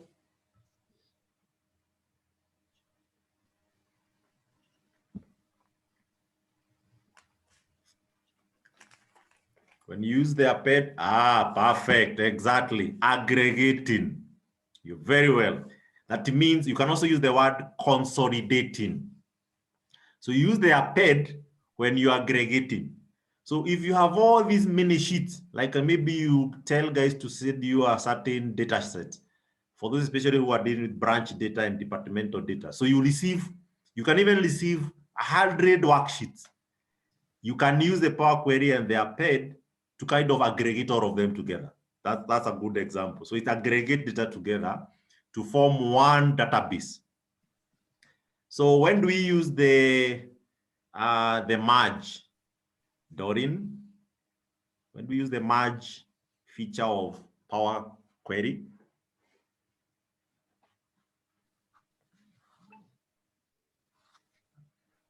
When you, just a moment. Sorry? I I missed that. Can you hear me? Yes, I can now. When you want to merge two different, like the way you are merging the budget vis-a-vis this other objective, when you want to bring two objectives together. from two Yeah, from okay, two that's different. good. I like that. So when you want to have similar fields merged together, instead of using a VLOOKUP or those lookup functions, then you use the merge options. Why I'm insisting, why I've stopped there is because the greatest confusion you'll have in the Power Query is that bit. When to merge and when to append. You have to understand that clearly. So when you merge, it's like you're building data where one data sits here, you add the other one below it, another below it. So that's what we call appending. You're appending and the data grows below each other. So it's generally what you call consolidation or aggregation. But when you are using merging, when you're merging, you start with your reference table first. Like now here, our reference table was expenses, the actual expenses.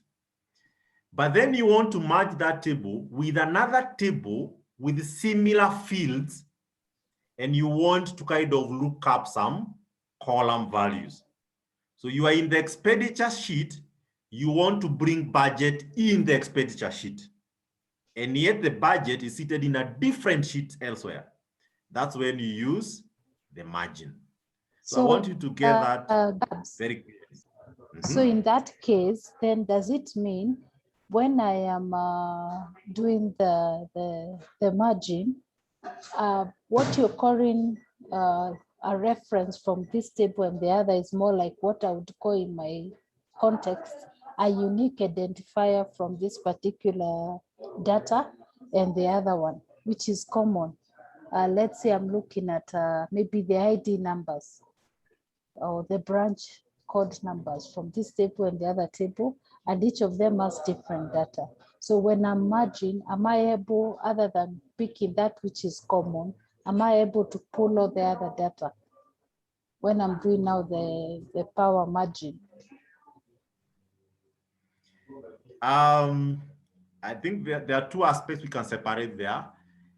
For you to merge two data sets, they must have a common identifier which is unique, either a payroll number, a branch code, a chart of account ID, all those, a national ID, a PIN number. That's just a condition. For you to merge any two data sets, there must be a matching field which matches each other. However, you always have to start with the master data, then you append the minor one. So what happens is this, you always have to begin with the sheet or the table that have the exhaustive. You know, if let's say I'm doing, I have a list of 160 branches, and maybe I'm tracking their submission of a certain return. Maybe there's a return there I'm tracking, whether they have submitted a certain return. So you see, if I look at the data that is for the submission, it may not have all the 160. It may have maybe only 120 have submitted.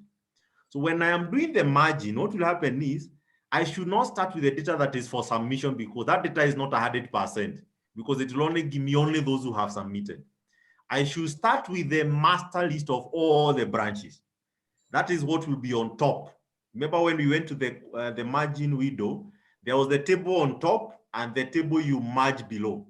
The table on the top must be the master. That means it contains all the matched fields, the exhaustive list.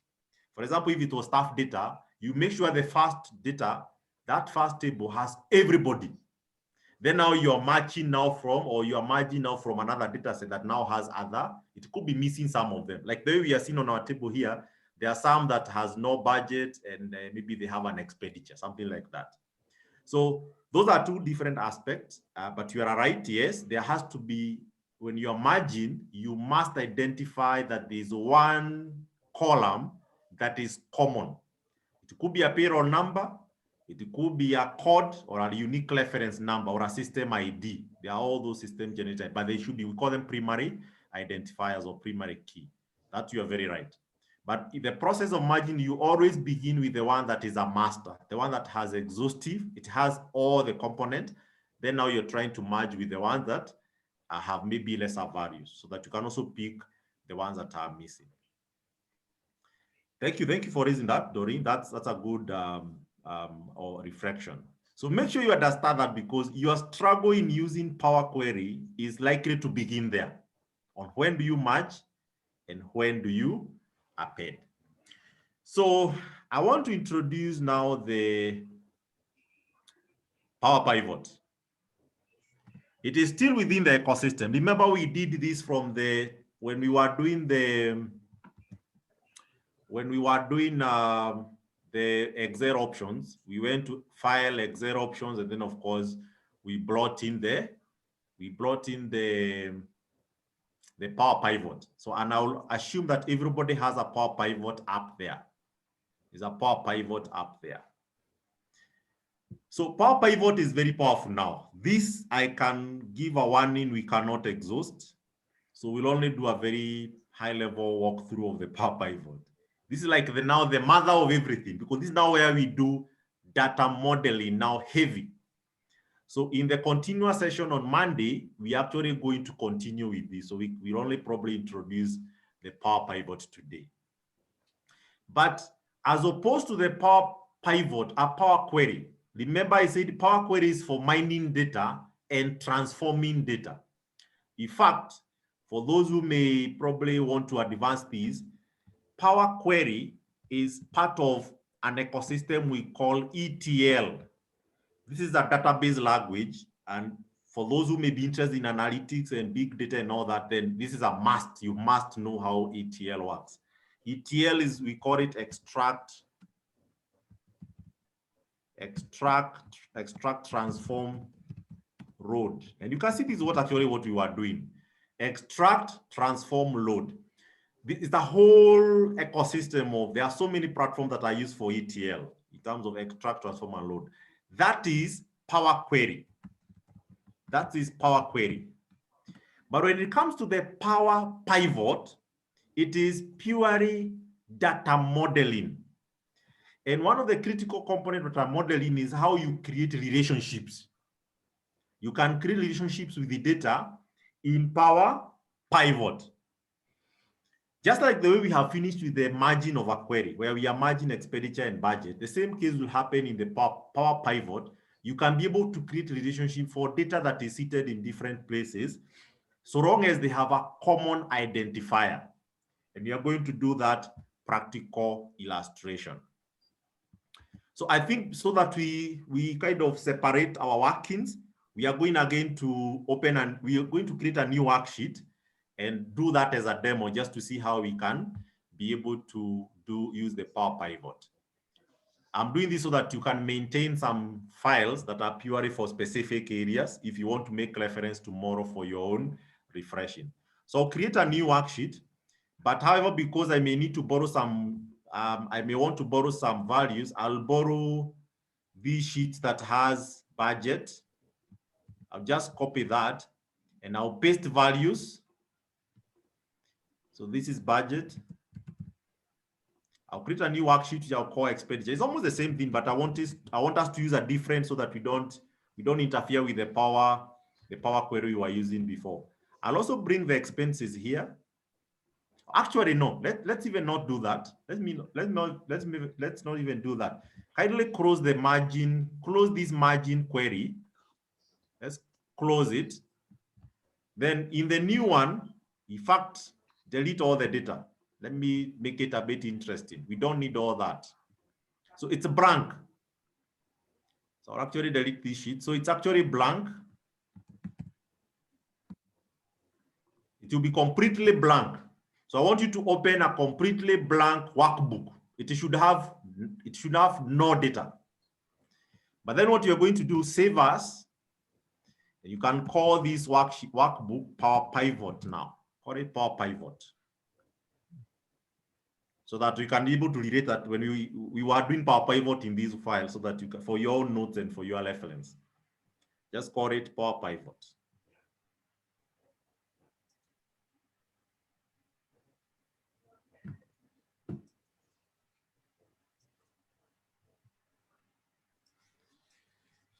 All right.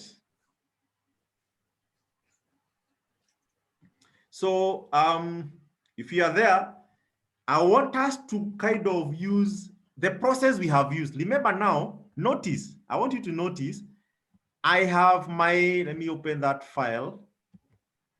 This is the folder I'm using. You I know you have yours. Notice my budget and both my budget and my expenditure are on another sheet called another file called margin queries. This is where my data is. Maybe for reference, I'll just call it here margin queries, budget and expense, just for illustration. I think my file path is so long. Margin queries, budget and expenditure, that's my file. This is where my budget is and where my expenditure is. But remember, I have opened a new sheet called, a new file called Power Pivot, which is blank. This is on its own. So I want us to now fetch data from that other one, and you link it here, and then we are going to now model. So what I want you to do, go to data.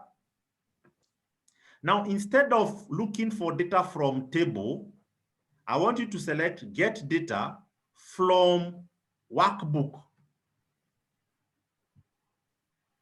From workbook.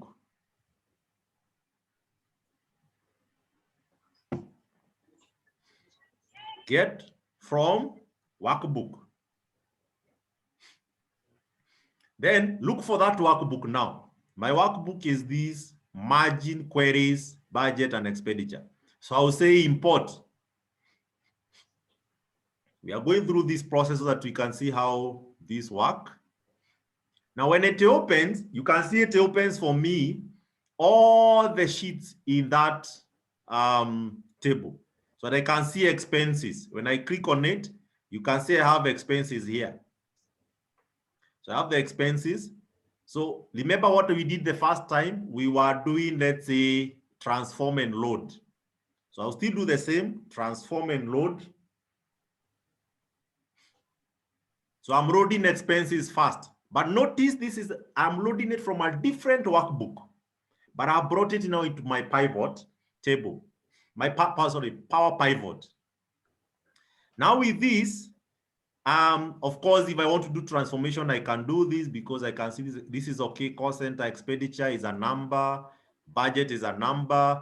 I think I'm okay with that. Though, of course, there's a way you may want maybe to deal with some of these values, but probably, sorry, somebody who is asking something?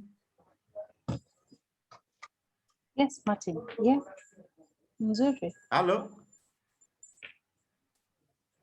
Hello? Hello? Was there somebody who wanted to ask something?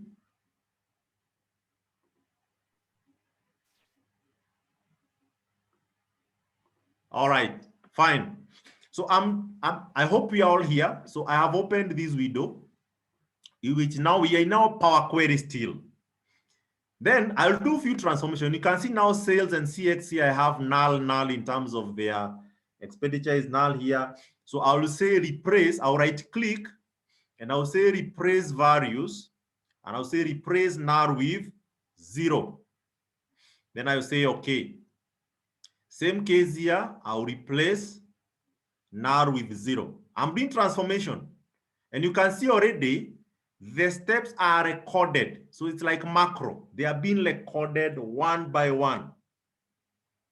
So I'm not losing visibility of my macros. It's like my macros are already landing there.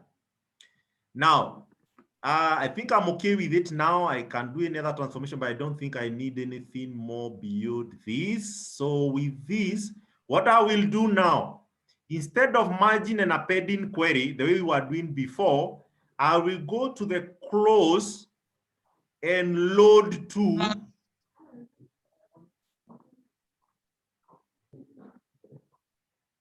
I don't know that there is somebody who is. Gabriel, I lost you. Where specifically? Where you matched the expenditure with the budget. No, here we are not merging. We've not merged. In this one, we are not merging. You can repeat the a few steps back. Okay, I'm back to the blank. I'm back to the blank, my blank sheet. I get data, but from Excel. Remember, I said you can get data from more systems if you have those Oracle systems and all that. For our case here, you'll just get data from workbook. And my workbook, I'm getting data is the margin queries, which is what I have said my budget and expenditure from. I say import. I need to do data transformation. So I will select the expenditure here. That's my first line. And I can also decide to use the other one, but let me use the expenditure here. Sorry, I think, yeah, let me use the second one. Sorry, actually, let me use the one for actual expenditure. Actual expenditure. But then I'll do transform. Transform.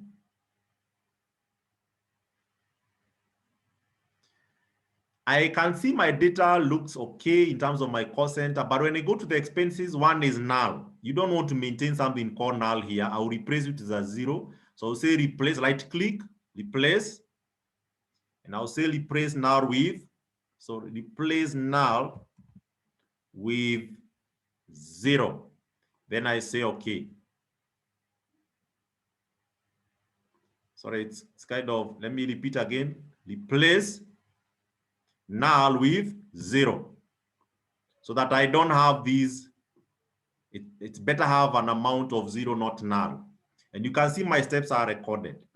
Now this is where I was. At this level, go to close and load to, the second option, close and load to. Now here I want you to select create connection only, create connection only. And then I want you to click add this to data model. Now remember the first time we never added. Now here I want you to click add this to data model. That is going to take us later to the Power Pivot, which is what I want to introduce. Then you say, okay. You will notice that it is not going, you can see it has said 7 rows added, and I can see the data, but there's no data that has come to the sheet. Because you're also sparing your sheet so that you don't overwhelm your data. Sometimes I know I go to companies, and especially banks. I have around 4 banks or 5 banks a day. Sometimes you go there, and when you're looking for some of the sheets, somebody has a huge sheet with a lot of data, and yet the only analysis they are doing is so small. So they have these, I don't know, 1 million rows of data. Instead of adding a query, just a connection only, you don't have to download it fully into the sheet. I don't need to bring this data here fully into the sheet. I have only created what? A connection. But I have added it in the data model. Now I'll do a second round now. We have done expenditure. I want us now to do budget. So I'll go to get data from file, same workbook again. Margin queries is my workbook. This time around, I want the budget. So I'll go to the budget here. This is my budget, and I'll transform first. Always go through transform. That's the best practice.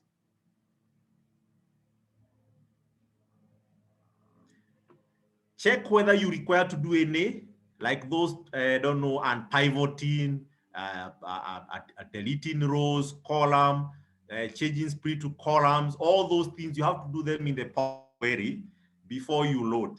So with this, I'm going then also to say, yeah, I think I'm okay with this data. So I'm going to say close and load to. Then I'm going to select create, only create connection. And I'll also add this to data model. Then I'll say, okay. 6 rows loaded. You can see the first one was saying 7 rows loaded. The second one is 6 rows loaded. And you can always edit this query if you want later. Notice again, I have no data on my sheet. It is still blank, but I have added connections to my data. And if you go to the exist connection, I don't know whether you can see in your data tab, there's somewhere you'll find recent sources and existing connections. So if you go to existing connections, you can say I have actual expenses and query, which is a query, connection only. Then I have query for budget only. And of course, I can add as many other connections as possible. This is what I was telling you. You can link your Excel to so many data sources. They could even be 100 data sources. A data source for a system in the branches, a CRM, a procurement, depending on what the data you are trying to pick from there. A performance management system may be separate, or a table for disciplinary records, a table for promotions. You know, there can be all these different tables. You can create connections from all of them. Then after you do that, now I want you, or I request you, to go to the Power Pivot. Power Pivot. And I would like you to go to Manage.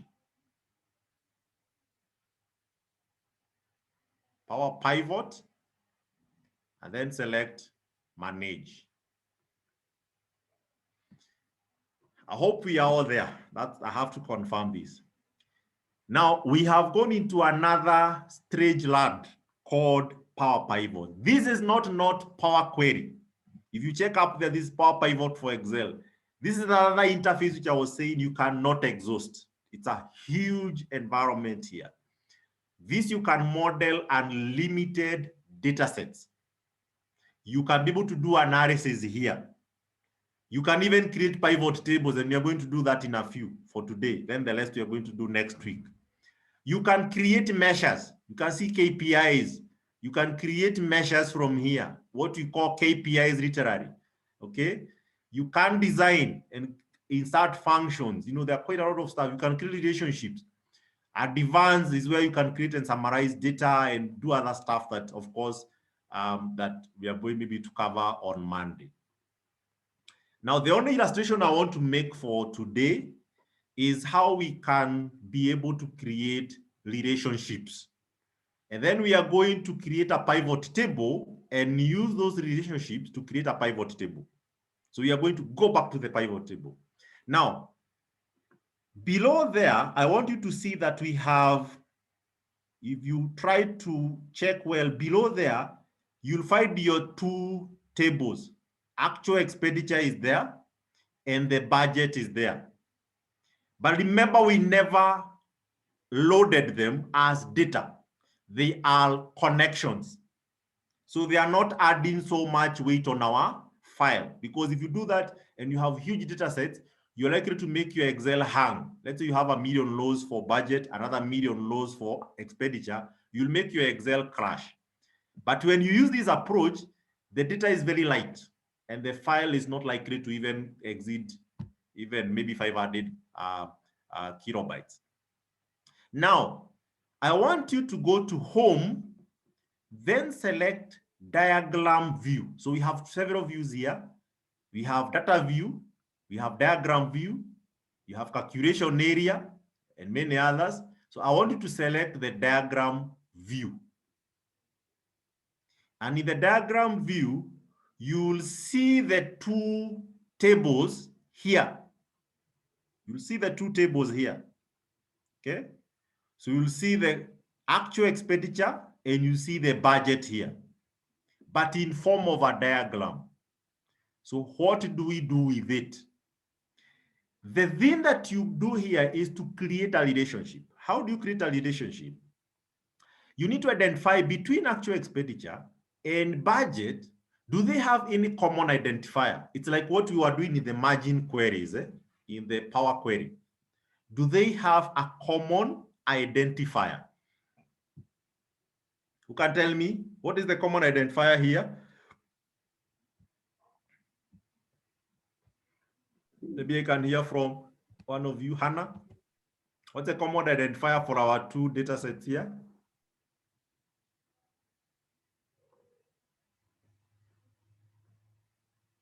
Quickly, should be straightforward. What is the common identifier between actual expenditure and budget? Who have not spoken today? Sarah? It's the cost center. Perfect, it's the cost center. So what do you do? Very simple.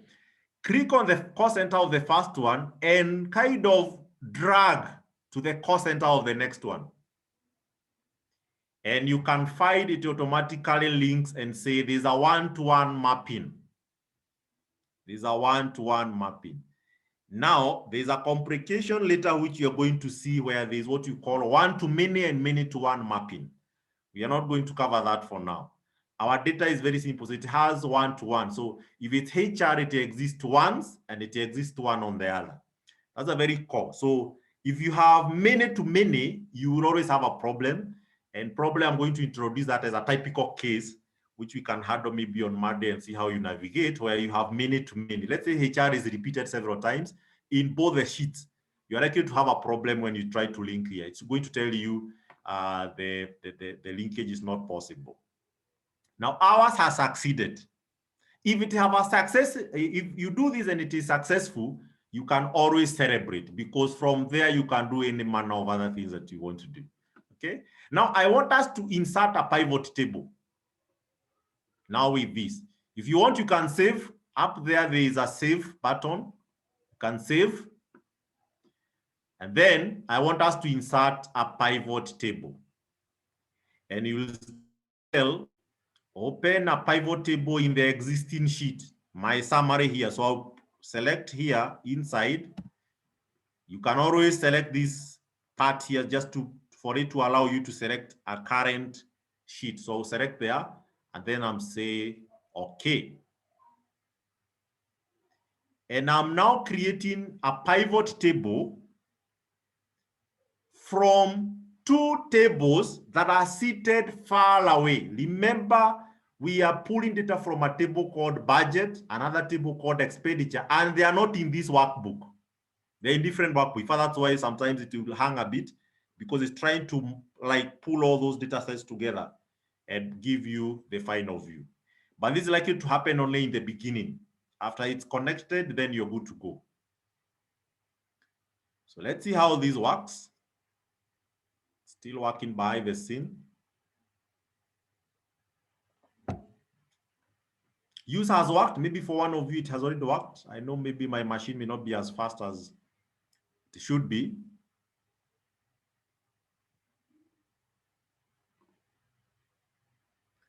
I think I'm the one who had not selected. Okay, yeah, fine, that's okay. Now I have my pivot table here. I can see my query connection and I can see my pivot table fields. Now, what I want you to do is check here. As opposed to the normal pivot table, I know you guys have been using pivot table, but now this is a different game changer.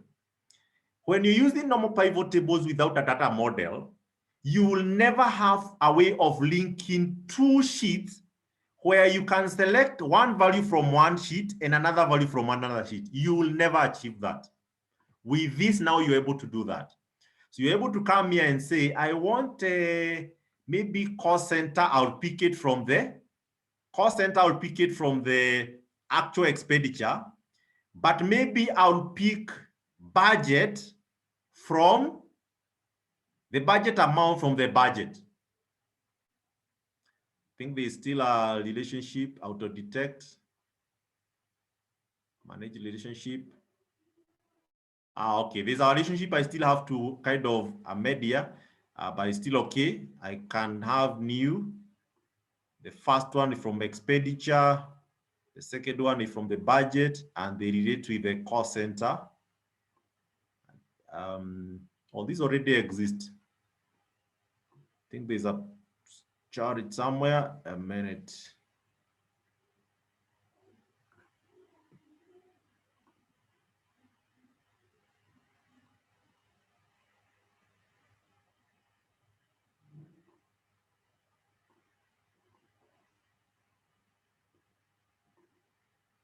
Right, let me see, just a minute.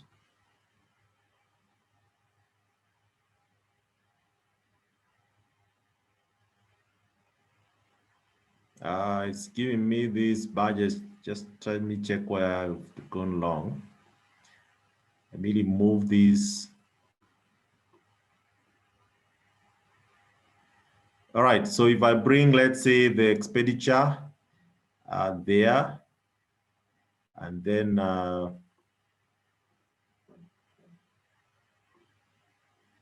So in the budget amount, there's still a small problem on the setting. Let me see whether we can clear this out. Power pivot.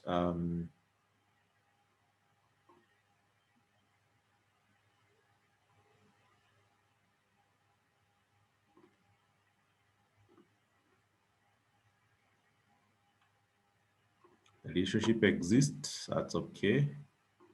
And we can refresh this. There's no error.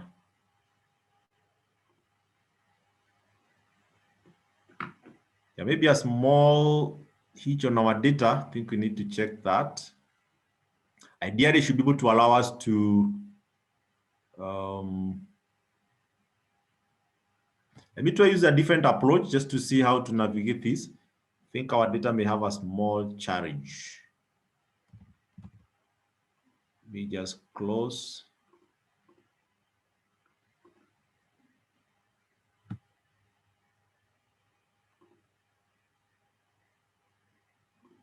Manage relationships.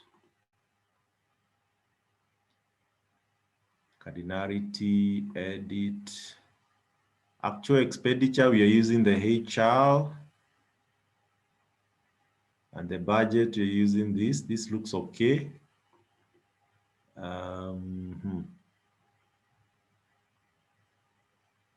Okay, let me use a different approach.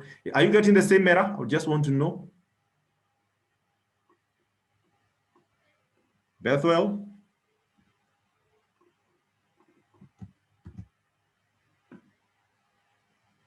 Are you seeing the same error? When you try to put budget here, you're getting the same number. It's not linked. Are you seeing the same?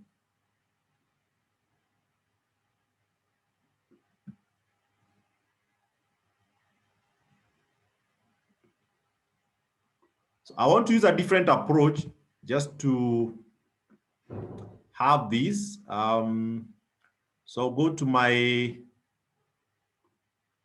Power Pivot, manage. Let me see. So you have I have my expenditure.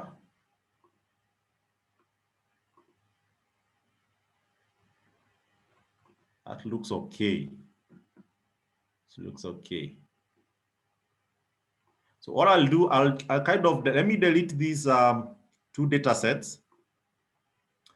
I will bring them afresh.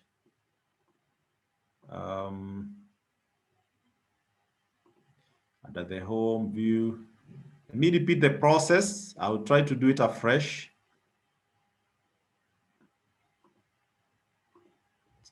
So I'll delete this.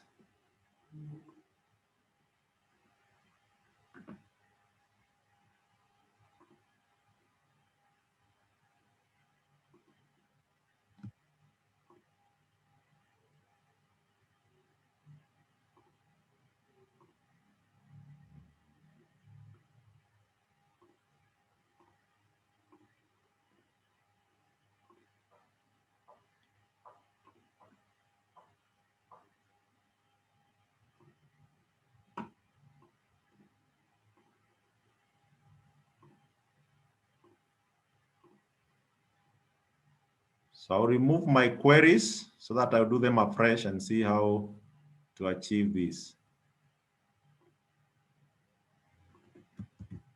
Let me repeat the process. I want to bring the query again. I think there's somewhere, it's a small hitch. I'll go back to my workbook. Let me begin with the expenditure. My actual expenditure, I'll transform and load. I'll try load this now into the Excel sheet itself, then see where we could have gotten the error from. So once I get this data, I think we were doing here, we were removing the null. I replace it with a 0. We had already done this. I replace it with a 0. Then I say, okay. So let me load this directly into Excel. And I'm going to create another get from Excel. Now I'll pull in the budget.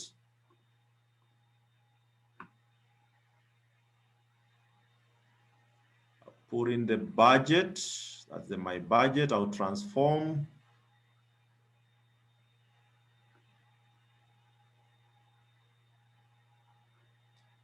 Then I'll close and load. I'll first of all load them here. Instead of initially we were creating connection only, but let's see whether this is going to solve that issue. So under the expenses, I'll click on that table. Then I'll go to the Power Pivot and I'll add to model. So it will come here, add to model directly. Okay, so I can comfortably save and delete, kind of close. Then I go to budget, click on the table, add to data model. So I have the same place we were in before. I have the two worksheets here. And then, of course, you can save. Then close. So I have the two added into the data model. I can auto-detect relationship is in it, but I think they can't. So what we can do is probably we can create a new,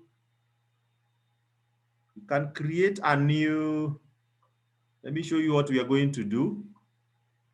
On our sheet here, the same,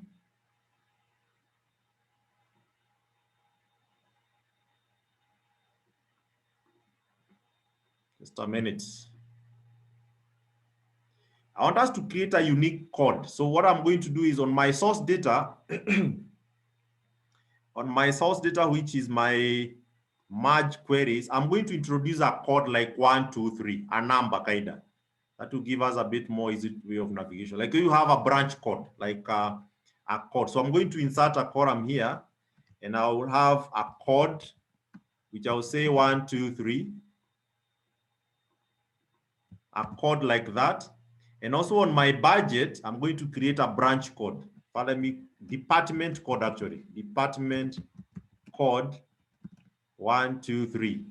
So I'm just trying to do some basic amendment so that I can have the linkages clear. So this is branch code as well.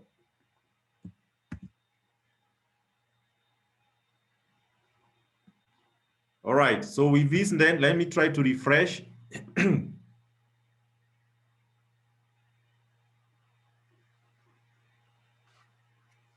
I can refresh.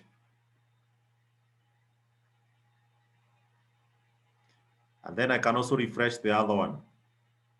So you can see it has brought me the branch code. I'll try now to see whether I can still not able to detect. I think there's something locked somewhere I need to investigate. If I say manage, under the home diagram view,